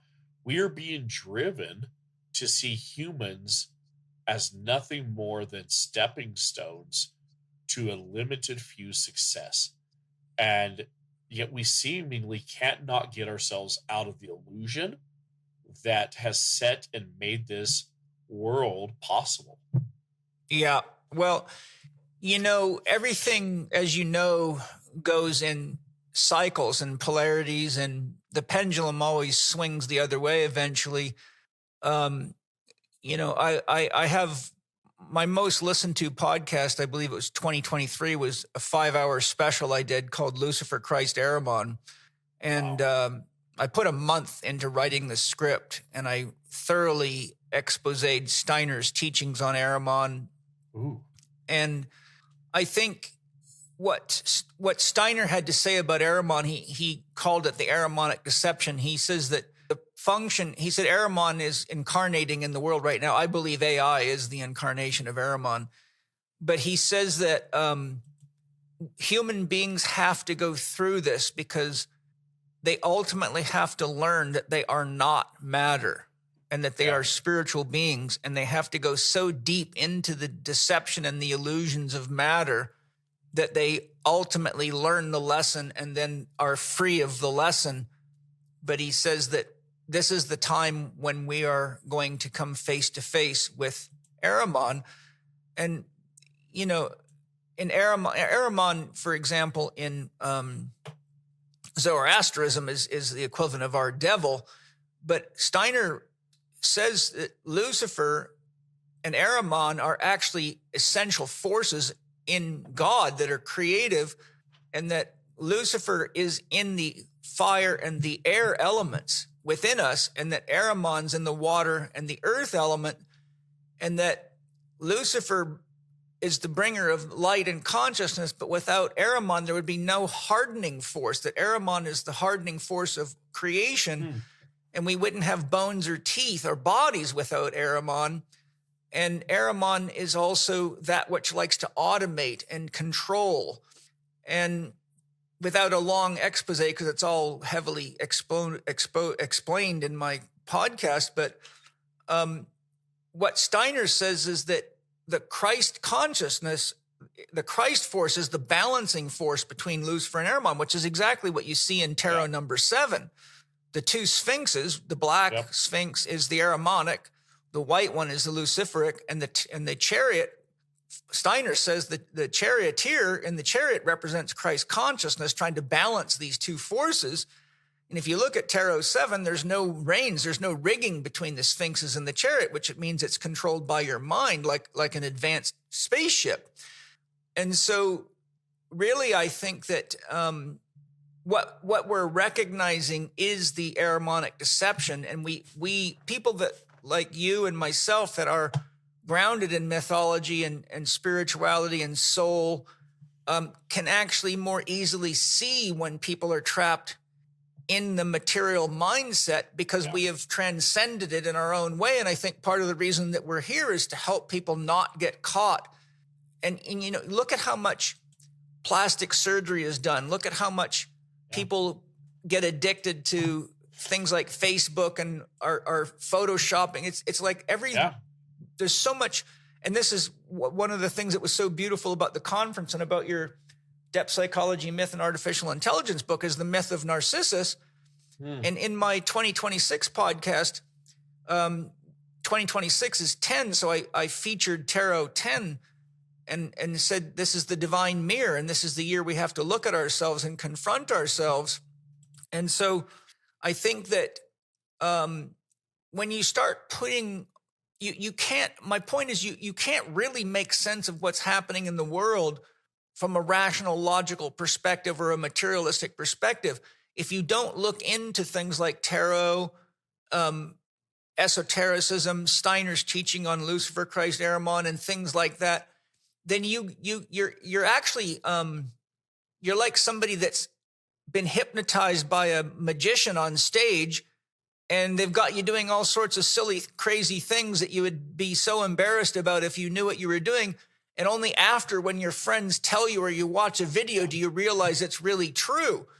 And so I think this is one of the reasons I'm so grateful for the Society of Mythology, because I think it's going to take people like you and the great teachers and presenters that you had in the conference and that you have in the society. And this is why I started my Spirit Gym program, to help take people into their imagination and into their heart and into a deeper understanding of soul. And, you know, one of my men that I cherish deeply is Father Sean O'Leary, who was a Christian priest for 50 years, but got excommunicated by the Vatican for teaching world spirituality. Yeah. And he says religion is training wheels for spirituality. And I really believe that that's a very true statement. And I think that we're going to come to we are at a place of crisis where we have to reach beyond just paying bills and working ceaselessly to try to just make ends meet, because we keep buying more junk than we could ever use and extracting so much out of the planet that it just can't go on. And I think the only way home is to actually engage in that which is more important than just physical things. And I think that's everything we're talking about. Health isn't just one thing, it's everything working together. And one of the fastest growing areas in health and wellness is integrated health, the middle ground between fitness and rehab.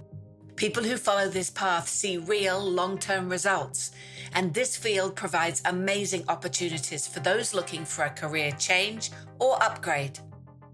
The Chek Institute has been educating Chek practitioners for over 30 years. They learn a step-by-step system that integrates advanced assessments, functional movement, and lifestyle coaching as a unified approach, allowing them to help their clients find lasting success that simply can't be achieved by just following a single pathway.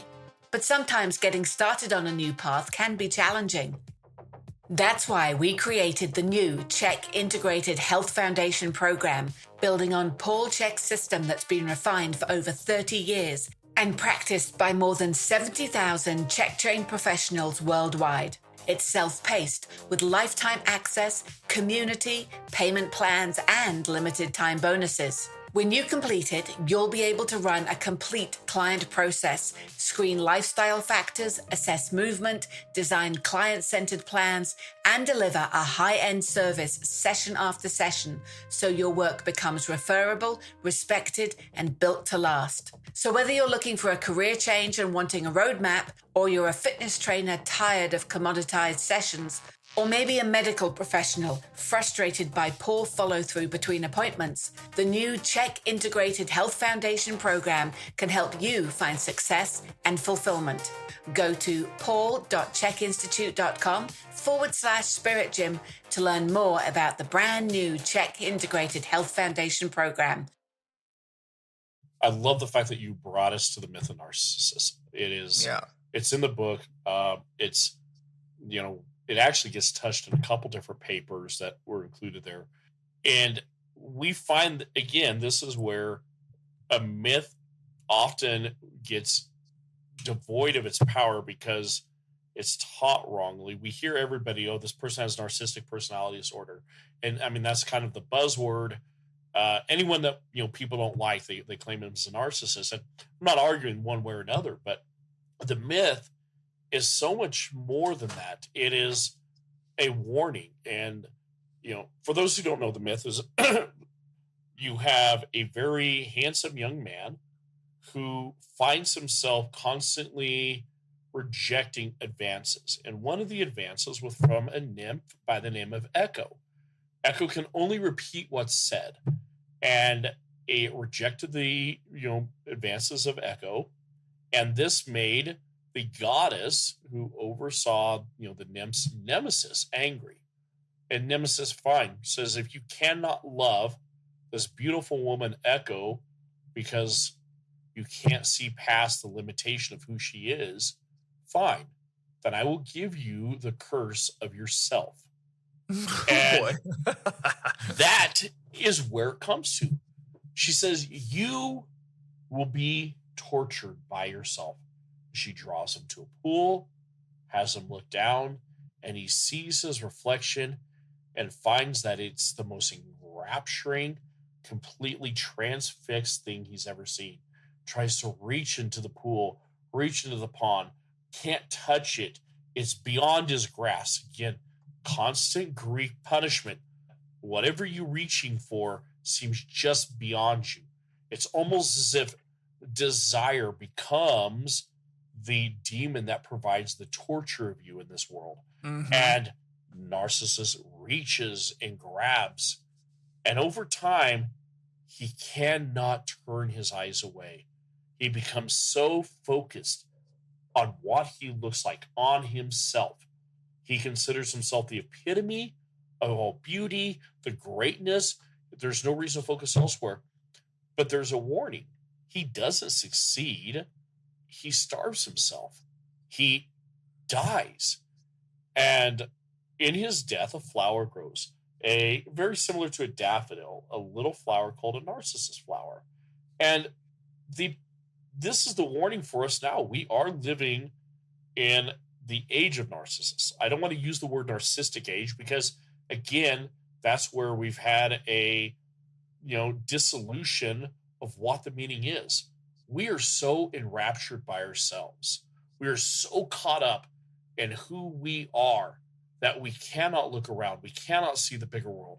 Materialism has done this. We feel as if, look at all the wonderful things we create, look at all the individual things we come up with, everything about it. And that's what we've done.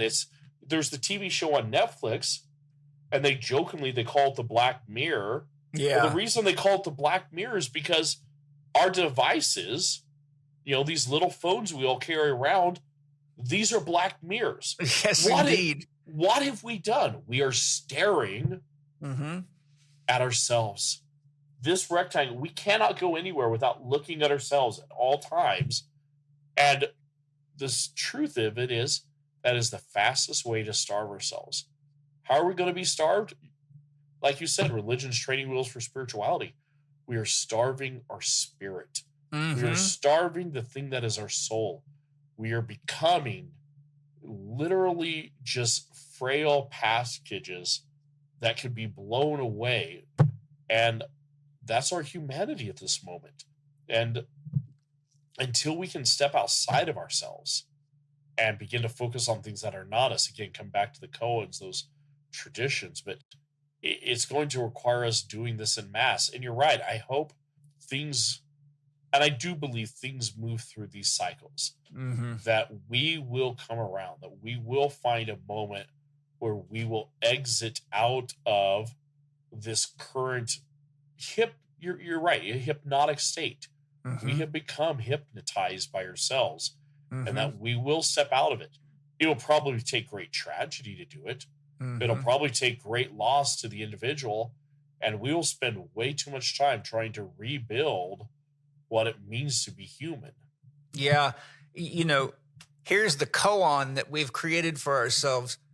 We're spending so much time caught in who we are that we cannot see who we really are. Yeah. And that's that's the danger of materialism and the mirror. It's amazing to me how much time and energy people put into their appearance in the mirror, be it plastic surgery, my hair, my face, my wrinkles, my ... plastic surgery. I've been dealing with this as a therapist my whole career. But I always remind my patients and clients and students, remember that the person in the mirror cannot brush your teeth. The person in the mirror isn't the one that answers your deepest questions. It's not the one who gives you the experience of love. It just is a reflection. It's a reflection. It's without you in the mirror, there's nothing there. Remember that it's you standing in the mirror, but you have to say, who is it that's breathing me? What's making my heart beat? That's the soul. That's the spirit. And so I think, and when I did my podcast for 2026, I did research. I actually had the question, is narcissism on the rise? And sure enough, I found an article by I think a depth psychologist that looked into that. And I can't remember if it's in the last year or since the start of COVID, but there's been a 13% increase in people being diagnosed with narcissism or narcissistic disorder. Yeah. And so you can see that, but just like you said, there's 62 new Barnes and Nobles being opened up. I've been hearing more and more people say to me, I'm using AI less than I was before because I'm feeling that it's just regurgitating stuff that's already out there. There's no soul in it. I've had many, I teach art. I'm an art therapist. I use art therapy clinically. I teach mandala workshops, and I have been for many, many years. And one of the things a lot of my students that are artists and that do work with healing art say is that AI art has no soul. It's pretty, but it's soulless. And, when I run healing ceremonies, I have everybody that does a plant medicine ceremony with me has to do a mandala to hold the intention for their ceremony. And there's been a couple of people that didn't listen to my directions and used AI to do it. And I said to them, I want to tell you that whatever symbol that AI generated for you will not do what the same symbol would do if you had painted or drawn it by hand. Yep. Because your vibration, your spirit is not imprinted in that piece of art. Yep. That's like a photograph of somebody else's art. And the power as an anchor for your soul in a plant medicine ceremony where you're going to confront your unconscious will not be alive in that art. And every single person that has used AI art has had a hard time when the medicine kicked in. And I have been able to observe this. And I think it's it's very, very telling when you do the kind of work that I do, and you can see how the psyche unfolds when it has to face itself, and it's taken a shortcut. And the most common reason people do it is they say, well, I'm not a very good artist. I say, well, it's not, you're now worried about other people's opinions. I let everybody know, paint like you're a kid. Don't worry about what it looks like. That's not the point. The art is in the expression. It's not in the judgment. And so these are all very, very important things that I think humanity's learning. And I know that they're waking up to this. Because I'm in contact with enough people in my student body, in my institute and in my Spirit Gym program, I'm able to kind of have my finger on the pulse. And I'm definitely seeing people wake up. I watch people fall in love with AI, and then I watch them slowly wake up to its limitations and its effect on them. Jason, I'm totally loving our dialogue, man. I'm so grateful for everything you're doing. So thank you. My next one is from page 5 in your introduction. By the way, your introduction was just powerful enough. If people only read the introduction, they're going to get a lot out of it. You said something really powerful in there. You said, to ignore the lessons of myths leaves us vulnerable to the hubris of unchecked innovation. And that immediately made me think of when I saw an interview with a CIA agent that had gotten out of the CIA and was kind of revealing some of the truths of the CIA. He said, it's one of the CIA's mottos that they will know when their job is done when no one knows what the truth is. And that made me sick to my stomach when he said that. You may not know this, but I used to be a member of the 82nd Airborne Division, and I had to swear an oath to protect our country from enemies, foreign and domestic. And it wasn't until COVID hit that I had never realized I would be defending our country against our own government and our own corporations. So my question for you is, in a world where the kind of mentality, this kind of mentality is being inflicted on people, and AI is clouding the truth, authenticity, originality, and generating very elaborate illusions, how can connecting to myths and better understanding them help us both navigate our current environment and ground ourselves in a deeper sense of value and meaning? I appreciate you bringing that up. And again, I'm like I mentioned up top, I'm indebted to my co-editor, Dr. Jonathan Erickson. The beautiful thing about that introduction is I'm not sure where he began or where I ended. And you are correct. It's the failing to learn these myths makes us entirely gullible victim. We become very susceptible to lies. And again, I get mythology is fiction, but it's the truth in the fiction. What we often get lost with is often the lies that are embedded in reality, because people switch them and they play around with them. Part of it is we don't have mythology enables us to develop that inner recognition of when things resonate. That is correct. I understand that. I see that. It also opens us up to lessons. The questions of AI were being told back then. The myth of Talos, which is on the cover, the idea of this creature being created by Hephaestus that so desperately wanted to be more than what it was that it opened itself up to being deceived. And that myth alone is where it is. We part of the problem with Narcissus is we see what we want. We want to be something other than we are. And it opens us up right there to allow people who are wonderful manipulators and deceivers to achieve that mass deception. The CIA is a tool, but you see it in all of our political worlds that people are really, really great at convincing us that what is real is not, and we don't have an understanding to stand against it. Part of it because we don't know ourselves. The more we learn myth, the more we know ourselves. The more we know ourselves, the better we're going to be guarded against some of these very direct attacks on truth and reality. Yes, I've done in my studies of mythology, I did a fair bit of studying of Marci Eliotti's work.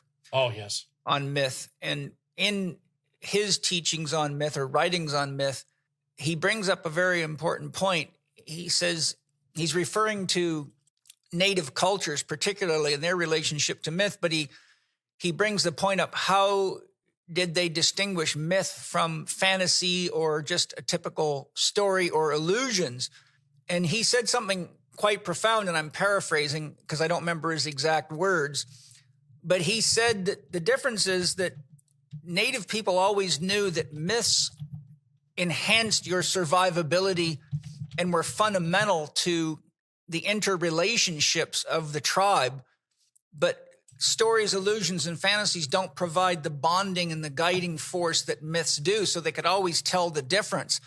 And I think that's really fundamental today, is that if we actually put some time and energy into studying myths and learning what a myth is, then we can more easily distinguish illusions, fantasies, and stories that don't have the mythical heart in them. Yeah. And that helps us filter through. And I think for parents, that helps them distinguish what is a movie worth watching with my kids and worth not watching. And with the CIA so involved in Hollywood and China now so deeply involved in Hollywood, I watch movies, and with my understanding of myth, I can see all the predictive programming. It's unbelievable how much of it there is. Yeah. And so I think these are things we've really, as parents especially, have to keep our eyes on, or the deception just becomes more and more, excuse me, more and more dangerous. And that's why I have my kids in a Waldorf school, because Steiner's teachings are very grounded in mythology and acting them out, building their own costumes, learning their roles. And really, it's a very important grounding for children.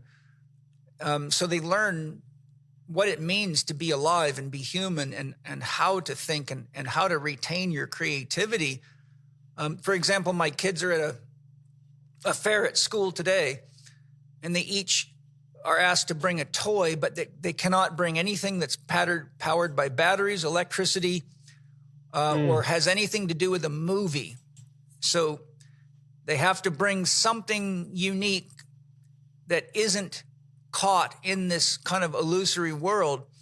And so my kids were running all over the house this morning, trying to find things. And I said to my son, Mon, I said, why don't you bring that beautiful wooden train that Jason gave you? He goes, oh, no, that's too special. I don't want to bring that. I'm listing all these things, but they finally did find some things to bring. But I just, and they're not allowed to watch television or use social media or iPads, phones, or computers during the school week. They discourage it on the weekends, but I don't want my kids to be too out of touch with the world they're coming into. So after school on Thursday night, they go 4 days a week. Then they get to use them. But we have limits on all that. And I'm really proud of my kids, because they will just put it down and get up and go ride their bikes or ride the go-kart, or, go out and pet the goats or things like that. So we're all watching them very, very carefully. But anyhow, these are just such important things. I'm so grateful I can talk to you about this. Yeah. One of the things I've really worked on with my children is that love of reading. And even the other night, my wife and I were talking, like one of the rules we have is, if a kid asks to buy a book, they can get a book. That's the one thing I will never say no to. I'll say no to a lot of other things, but I won't say no to a book, because it's just ingrained. You can go buy a book. And one of the things we often do on the weekend, and we're lucky where we're at, we have this wonderful library system called Anythink, which is, remarkable. They put on maker fairs, they do all these things, but because we get to go to the library, and to see them happy about coming back with a stack of books than anything else is just delightful. Because again, at that point, they're taking it on themselves. The thing being played out is happening in their head. It's happening in their own imagination. It goes back to the line you just said at the very beginning about Einstein, that imagination is more important than intelligence. In any way that you can encourage that, any way that you can have that creative space, and not just for them, but for adults. For some reason, we bought into this lie that says, well, after a certain age, we don't really learn. We really can't do anything. So I'm like, scientists are showing us that we have neuroplasticity that can be fully manipulated and molded no matter our age. Our human brains are remarkable. The human mind can still discover new skills, learn new languages. So don't buy into, I can't learn anything more. No, go read, go discover, be something different. Yeah. I remember looking at those original studies on neuroplasticity, and they studied nuns, and they found that the brains of the nuns that got into routine habits and just kind of got fixed, they had definite shrinkage, but the women, this was women that they were the nuns, and the ones that were into Sudoku, crossword puzzles, things like crochet and creating new, they all maintained a very vital brain structure. And one of the things that I love is painting with my children and coming into the art studio. And it's just been a really amazing experience to watch their art evolve. And you can actually see how their brain is growing and developing. And as an art therapist, I'm very aware of what they're doing without them knowing that I know. But it's just amazing to watch the right hemisphere integrate with the left hemisphere and see them going from squiggles and lines to faces to more structured things. And I just dig it. We had a really amazing shaman here and grandmother who's initiated into many different cultures around the world, do a drum making workshop, a 2-day workshop, and the kids built their own drums and we painted the drums together. And that was just such an amazing experience. And we have drum circles here, and the kids love to be in the drum circles, and they're playing their own drums that they painted themselves. And it's just I think it's so important. I think we've really got to get our children back into some of these more grounded approaches to expressing their humanity. It reminds me, talking of all these illusions, Greg Reese, who does the Reese Report, had a quote which is very powerful. He says, humans are very good at tricking themselves, but it's very hard to convince them that they've done it. And I think that is right in line with the myth of Narcissus right there. Yeah, we really are incredibly, we get so confident. Oh, no, I'm not deceived. I'm not this. It's, I look at our modern day politics, and it is remarkable the doubling down, the capitulation that people will do to maintain their own illusion. This is the lie I've bought into, and so this is the lie I have to stay into. And you did mention on top, I can't remember, but this line of loneliness. And I think one of the other things that society has done, and social media has done it more than anything else, and I think it actually creates this situation, or actually it compounds it significantly. We're dealing with more and more loneliness because of all the social media. And so what happens is, because of that, people have no ability to even navigate their own social worlds. It's, one of the reasons people are so stuck into believing what they do is because they built their social world around these lies or these beliefs. And so to stop believing, what is obviously a lie, I mean, as you move on, you're like, wow, I can't even believe that. I believed that one time. You're unwilling to do it because to do so would be to lose what little social connection you have. Right. And again, social media, all these things are creating this constantly reverberating. The situation just gets worse and worse. And the only way to navigate it is to be truthful, to pull yourself out of it. Is you have to exit entirely. I have to exit from getting caught up into that. One of the best things I did is I went on a 2-year social media shutoff. Good man. I do not regret it. It helped so much. It changed the way I approach things. And I realized, you know what? My life does not need this. And I don't need these social connections aren't even real social connections. No. They're perceived. Yeah. It's an illusion. Have you by chance read the book Reality Plus by David Chalmers? I have. Yes. Chalmers is amazing. That book stirred me up, man. I'm like, because I've been studying David Chalmers stuff for a long time, and I've watched him become more and more like Ray Kurzweil.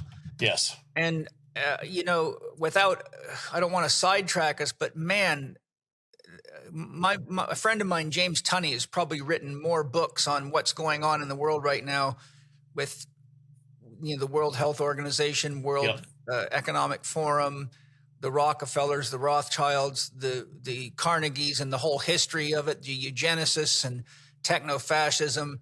I sent him the audiobook link to that. I said, you got a lot of armament for your discussions right here.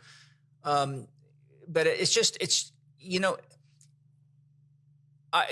somebody in one of the chapters in the Depth Psychology, Myth, and AI book, somebody alluded to the fact that we're becoming more and more machine-like ourselves. And I think that's very, very true. And what I've seen is that the more we've engaged in computers, you start seeing brain scientists refer to the brain as a computer. We're actually becoming more and more computer-like. And I think AI is really just sort of like the next generation of our embodying the computer mentality. And I think, I have been in airports watching boyfriends and girlfriends, husbands and wives sitting next to each other, conversing on text, not talking to each other. I'm like, this is unfreaking believable what I'm seeing happen.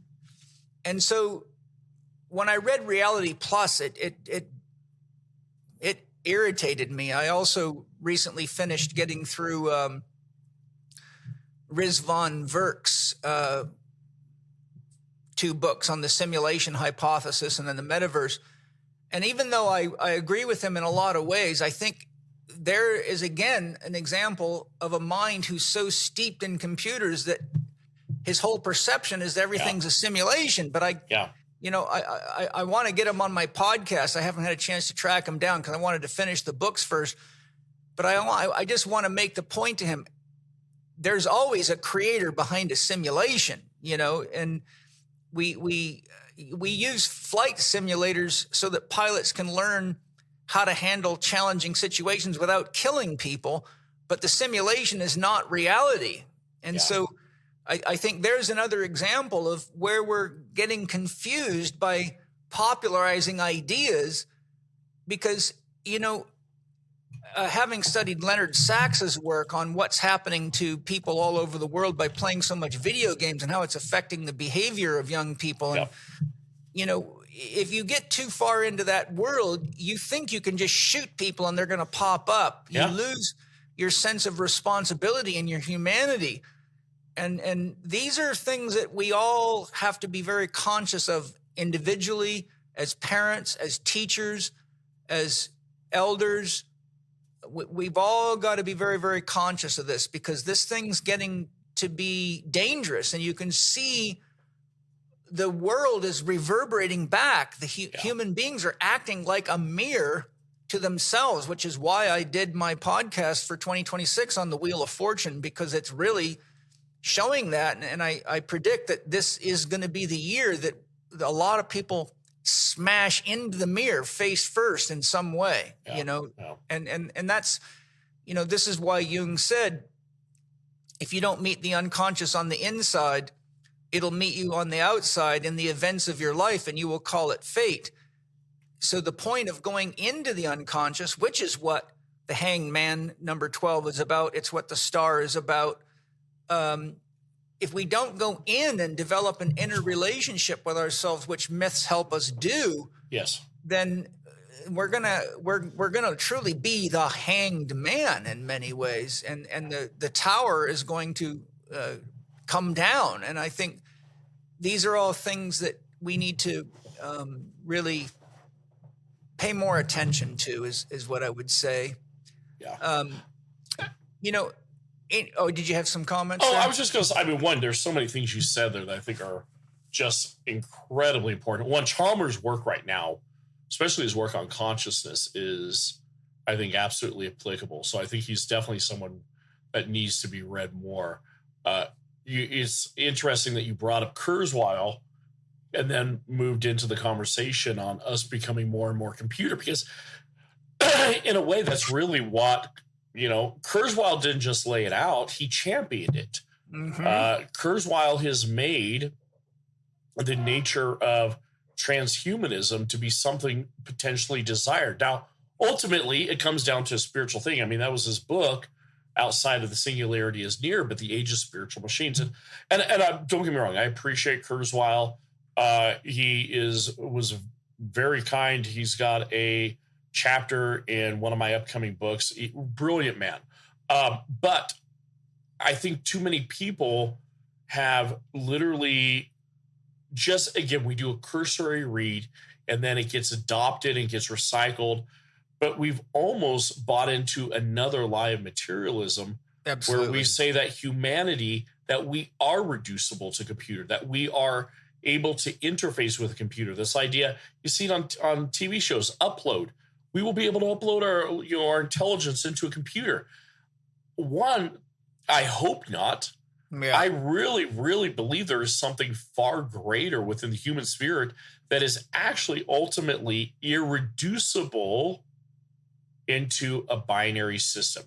And again, Kurzweil's approach is that at some point, AI and tech will advance and we'll merge with the machine and will be something far greater. I worry that by doing something, we will be far less. And this is part of the danger world that we live in right now, or the dangerous world is, we are assuming that maybe all we are is advanced computers. We're meat computers. And the other thing is you keep bringing up simulation theory. I am so shocked at how many people bring this up. It's all over the memes.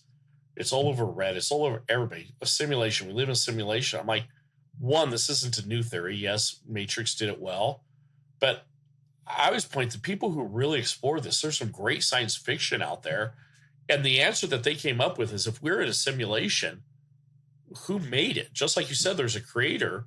And often the answer is it's a very frightening thing. I point to probably one of the best short stories ever on the idea of the simulation theory is Harlan Ellison's I Have No Mouth and I Must Scream. And it's a short read.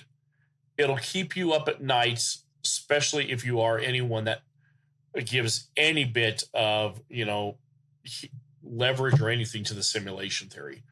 Because if it's true, we're in a very frightening situation. Yeah, it is. Yeah. I worked my way through the books. I tried to keep an open mind. I did keep an open mind. He did a great job, but this is an example of being so in love with your own idea that you use every ounce of your brain power to create a self-referential feedback loop, like an echo system.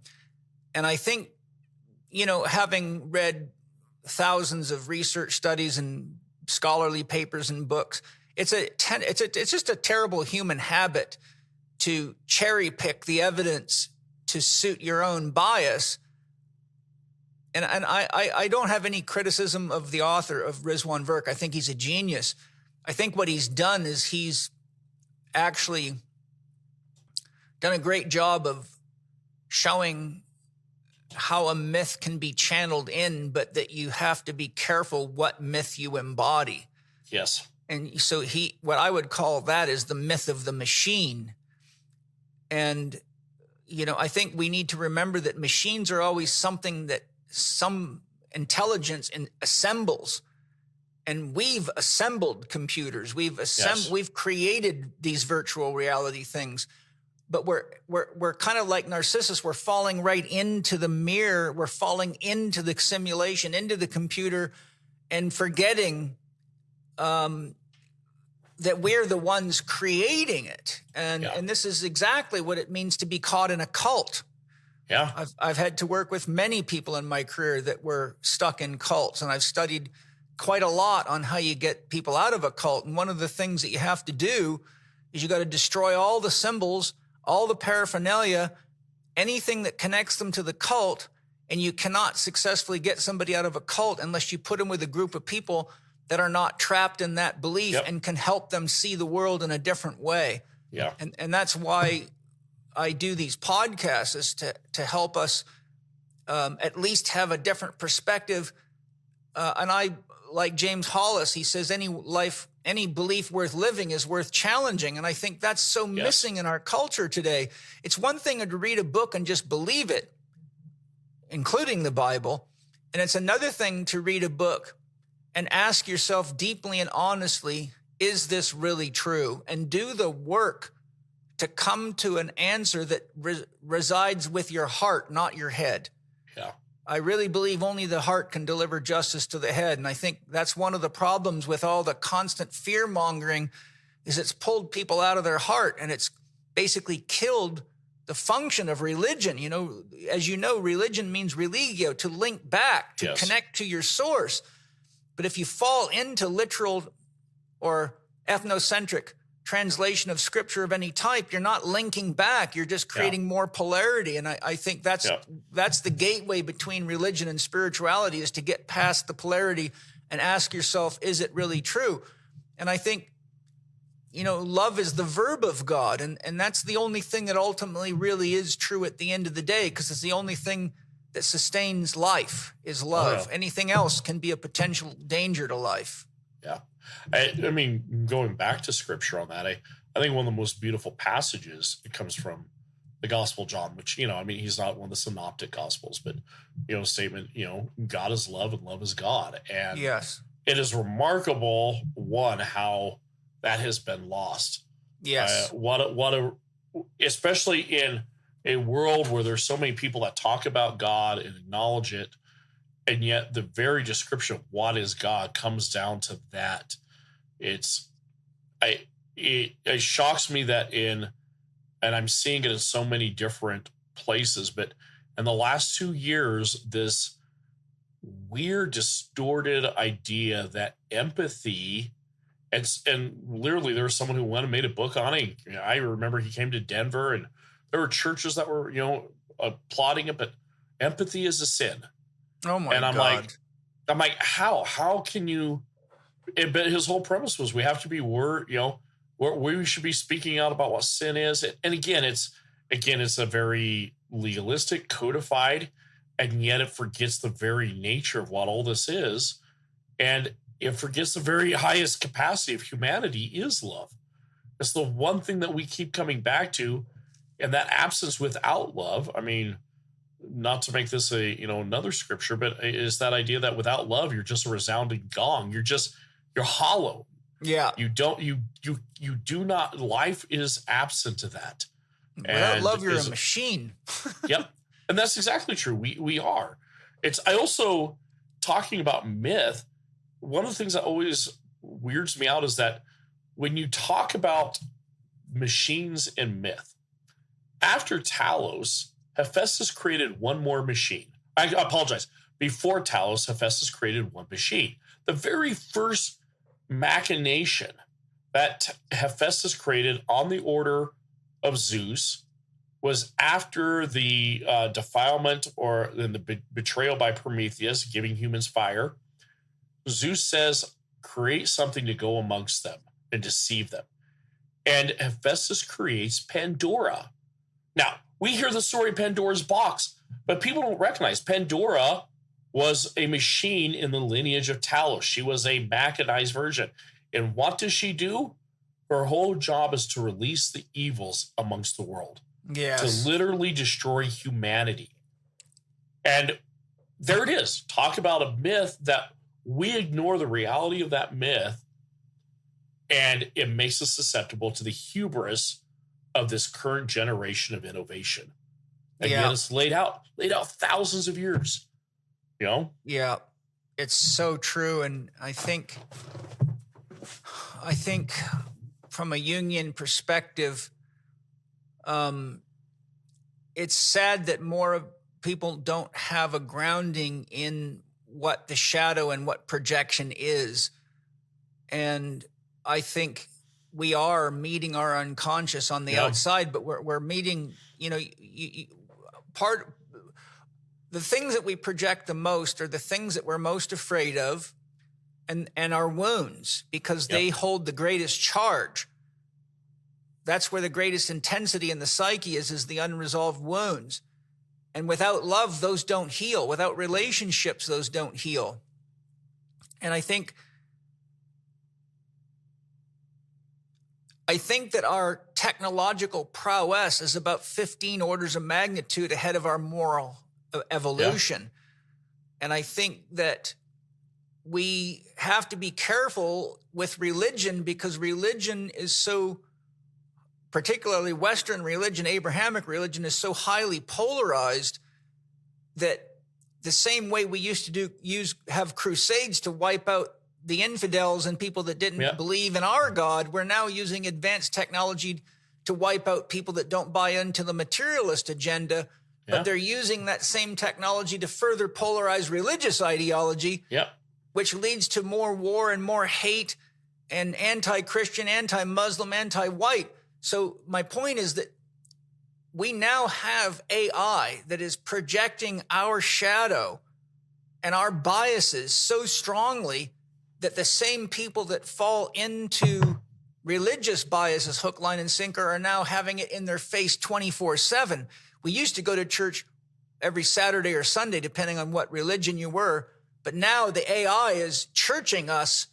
And when I think it might have been your Mythology and AI book or somewhere else. I think it was that book read about the first AI church. And I'm like, oh my God, that's just, and I wrote an article. I'll have to share this article I wrote. It's a short article. I think you really like it. I think the title is, Can You Have an AI Guru? So I went through what a guru really is and why I compared AI to a real guru. I would love to share that with you all. Yeah. I'll give myself a note. But the other thing that I wrote down real quickly is, when it comes to the issue of sin, because I'm constantly dealing with cancer patients and autoimmune disorders and chronic fatigue and a long list of things, and I almost always track it back to issues of guilt, shame, sin, and feeling judged by God. And I have to remind people, God is that for which there is no other. There's nothing here but God. If you understand what the word means, looking for God means you don't understand what the word means. Thinking you're going to burn in hell, you're going to be judged by God, is a paradox, because that would be God judging itself and burning itself in hell, which would make for a very unintelligent God. And when I look at the stars at night, I don't see anything but vast intelligence, vast beauty, vast creativity, and vast love. And I think that's the danger of a lot of these religious ideas, is they separate you from God, put God up in the sky as some old man who's going to punish you, but we forget that there's nothing here but God. And so the idea of sin is really just a process of trial and error. It's okay. Yeah. I learned that approach doesn't produce love and connection. So sin is ultimately just corrosion on the battery terminals of the circuit of love. Yeah. And I think that's a great way to say that. Yes. Yeah. It corrodes love. And I mean, it corrodes our ability to love, and it removes so much of what we are and what we're capable of.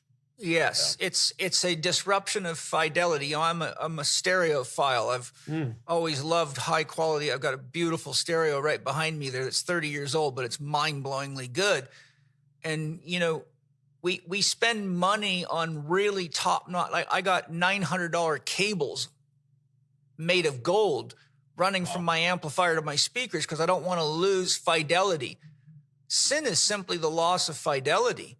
Yes. And, you know, I tell people, do you like a good car, or would you rather have a Chinese knockoff? No, I want a good one. You know, no matter what you want a good one. Well, when you see a Chinese knockoff, that's a lack of fidelity. That's a sin. Yeah. That's a sin in a mechanical sense. If you tell somebody a lie and you know you're doing it, that's decreasing fidelity. That's decreasing trust. So sin is what erodes good, beauty, truth, and love. And I think if we want to get to God, then, you know, sometimes we have to realize that to get to God, you have to appreciate the fact that the illusions are the only way we can recognize the real. But we don't want to fall in love with the illusions at the expense of the real. Yeah. And I think that's part of what the Ahrimanic deception is to go so far in deception that we're not confused about the real anymore. Go ahead. Oh, I was just going to say, and again, going back to the myth of Narcissus, is he ends up starving himself. He ends up ending his own life.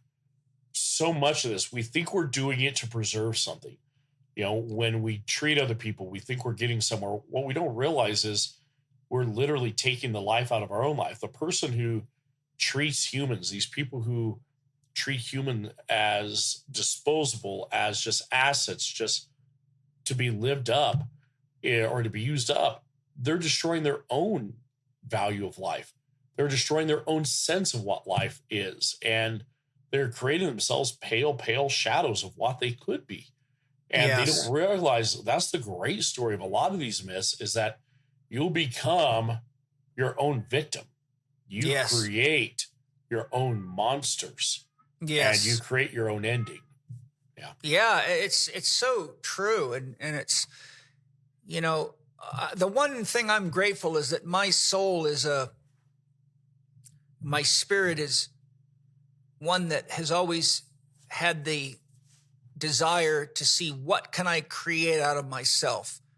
No matter whether I was an athlete or a race car driver or a motocross racer, a kickboxer, a boxer, I rode in the rodeo, all these things. It was just, I was more concerned about improving over my last performance than I was about beating someone else. Of course, I like to win, but if I lost, but I improved, I was at peace. And my point is, I think if all of us see ourselves as a work of art and we look at the mirror in the deeper sense of how can I create more out of this, more love, more vitality, more freedom, more empathy, more compassion, more authentic intelligence that helps other people, then I think we really are godding. That's when we're really godding. And I think that's when the juice flows. And that's what we should be inspiring our kids to do. That's what I inspire my kids to do. Just because we're running out of time here, Jason, maybe you can give us a short answer to this. I'm going to jump ahead. Yeah. On page 6 of your introduction, you speak about the importance of being capable of holding two kinds of truth: the truths of myths, the humanities, and the subjective, unrational, and then the scientific, objective. In my 42-year career as a holistic health practitioner, I've watched the quality of science progressively degraded. What was published science has in large part become propaganda published by technicians working for large corporations with the intention of selling people things that generally don't enhance their life. The pursuit of truth doesn't seem to be the intention of but a small handful of scientists that seem to get very little press. So my question for you is, what suggestions do you have regarding how the study of and the personal and collective embodiment of key myths can help us better develop discernment in the global environment we're in, where we're being smattered with what seems like objective truth, but it's really propaganda? One of the things that myths often ask us to do is to dig a little bit further. And there's so many myths that, reveal that there's multiple layers to a truth. You had mentioned early on that, you see people who, the nuns who do the Sudokus, the other things. The very nature of sitting with a myth, just like with the koan, may not be that there's a direct, tangible answer, that the myth is going to tell me how to deal with this, but it's what happens when you become someone who is mythologically centered. You spend time in the myths. You sit there and you reflect on them. Philip Pullman wrote this great series, his Dark Materials. It was made into movies, and then it was made into a TV show, and he continues to write on it. And I can't name the name of the device, but midway through this, the heroine of the story gets this little device, and it ultimately allows her to hop between worlds.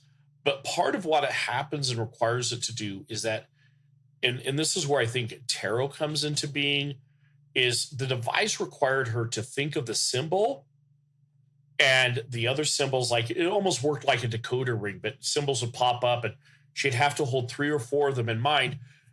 But truthfully, she would have to hold not just the first idea of what that symbol meant, but what else it could mean, the amplification.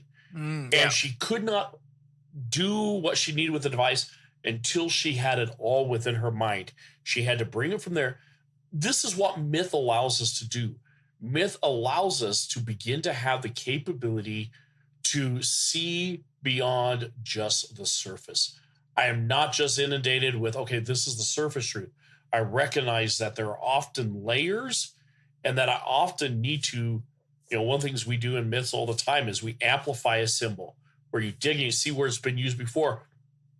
Just becoming mythologically centered, spending time in myth, understanding your own personal myth allows you to see that so many things can work on multiple levels.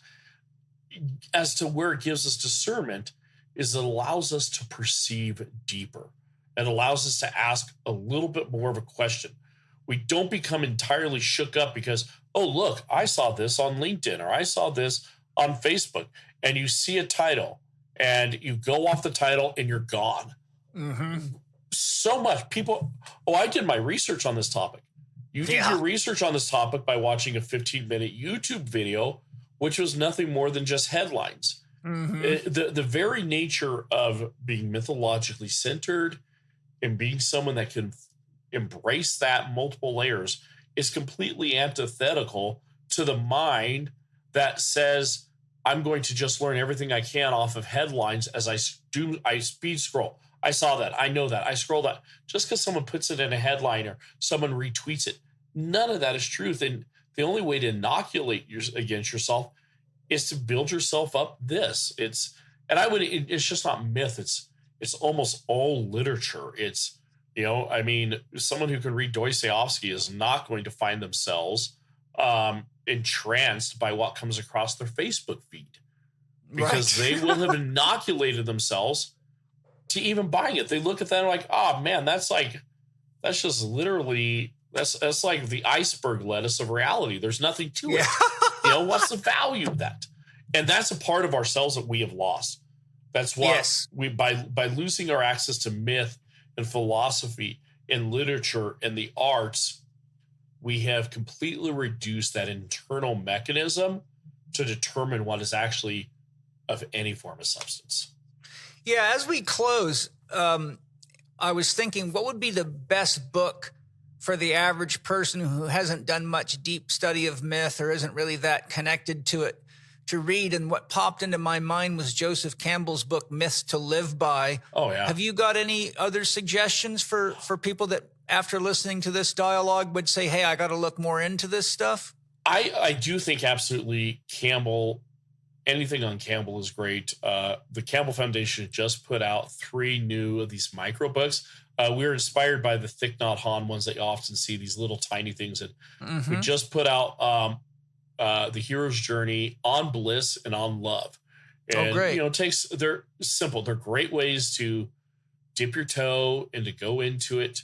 I would then encourage people, as much as it gets talked about, I do think The Hero's Journey or The Hero with 1,000 Faces is great. But I also encourage people, the other book they need to read is Maureen Murdoch's The Heroine's Journey, which expands it and reminds us that there's more than just the masculine perspective here. In fact, the experience of the feminine is deeply, deeply rich.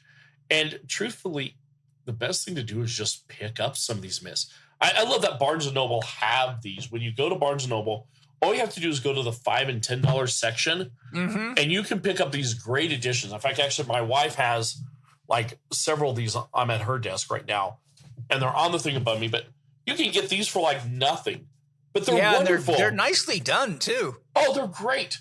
But it's wonderful. You pick them up, and I mean, this is 500 pages of deep Norse mythology. And you're literally going through some of the most amazing, the poetic edit, and just all these great things. I would do that, or go to your library. There's so many great writers out there that are putting out great, great books. One of my friends, Yinka Ledene, is a voice actress, and she just did the audiobook for 50 famous Greek heroines. Oh, neat. Great series. I mean, so there's all these people are writing about myth. They're producing myth. pick up a class we've got at ISM. I'm actually starting one here in a month. Literally God, Heroes, and Monsters, an introduction to Greek classical mythology. And I'm actually going to do about 5 of these over the next year, where I just choose a pantheon and say, let's just go through a basic reading. Yeah. What's it mean? What are these things? Because it's our time to learn what these myths were. Yeah. We've got to get together and do this again, Jason. Oh, yes. Feel free to share whenever you have the urge to talk about something that you think's important along the lines of what we've been doing today. I've so enjoyed being here with you and sharing with you and learning from you. I think everything you're doing is fantastic. Is there any websites or any place you want to direct people? First of all, Paul, I appreciate it. I have enjoyed this. I've enjoyed your contribution. You have just been remarkable. And I love what this podcast has been. Absolutely amazing. I would encourage people, first of all, International Society of Mythology. That's ismythology.com. Everything we're doing there is there. And then my own personal site, it's jbot.com. And yes, my last name is not spelled the way it pronounces. It's jbatt.com, but pronounced bot, jbot.com. And everything I'm doing, my courses, upcoming books, upcoming opportunities, everything is listed right there. So those are the 2 I'd send you to. Thank you very much, Jason. I'm grateful for everything you're doing. I'm grateful for you. I think it's very important you're in the world right now. And I think your soul probably brought you here for this time. And I'll say thank you to all of you. I hope you've enjoyed the podcast as much as I have and Jason has. And thank you to my sponsors for all the love and support and beautiful products. And remember, every time you buy something from the sponsors, that money goes into the hands of biodynamic, organic, and regenerative farmers. So you're feeding the earth, you're feeding the people that are feeding you, and a little goes to the podcast, and it only will make you healthier and more able to help create more love and beauty in the world. And that's a win-win-win-win-win, baby. So I look forward to seeing you guys all next time with something awesome. I got some killer podcasts on the way. I'm definitely going to have Jason back as many times as I can squeeze out of him. And lots of love. Talk to you next time. Jason, thank you again. Thank you, Paul. This has been amazing. Aho. Thank you for listening to Spirit Gym with Paul Chek and today's guest, Dr. Jason D. Butt. For the rest of 2026, Jason is offering Spirit Gym listeners 15% off any of his courses provided through ismythology.com or jbutt.com. Just use the code SpiritGym15OFF at checkout. You can find Jason online at jbutt.com, that's jbatt.com, and ismythology.com, ismythology.com, and on Substack at xenomythology.substack.com. He's also on LinkedIn at Jason Butt and on Instagram at Jason D. Butt, PhD. His book, Depth Psychology, Myth and Artificial Intelligence, Soul and the Machine, is available on Amazon. For more interaction with Paul and to share ideas and ask questions about the topics discussed in this podcast, we invite you to join his Spirit Gym program and community. You can participate in live Q&A sessions, access the members forum within the Spirit Gym community, chat with other members, attend weekly virtual meetups with Paul, and study his comprehensive Master Key online program. Explore the options and subscribe today by going to myspiritgym.com. And finally, if you enjoyed today's episode, please subscribe to the show on the podcast platform of your choice. This podcast is available on Spotify, Apple Podcast, Amazon Music, Audible, and YouTube.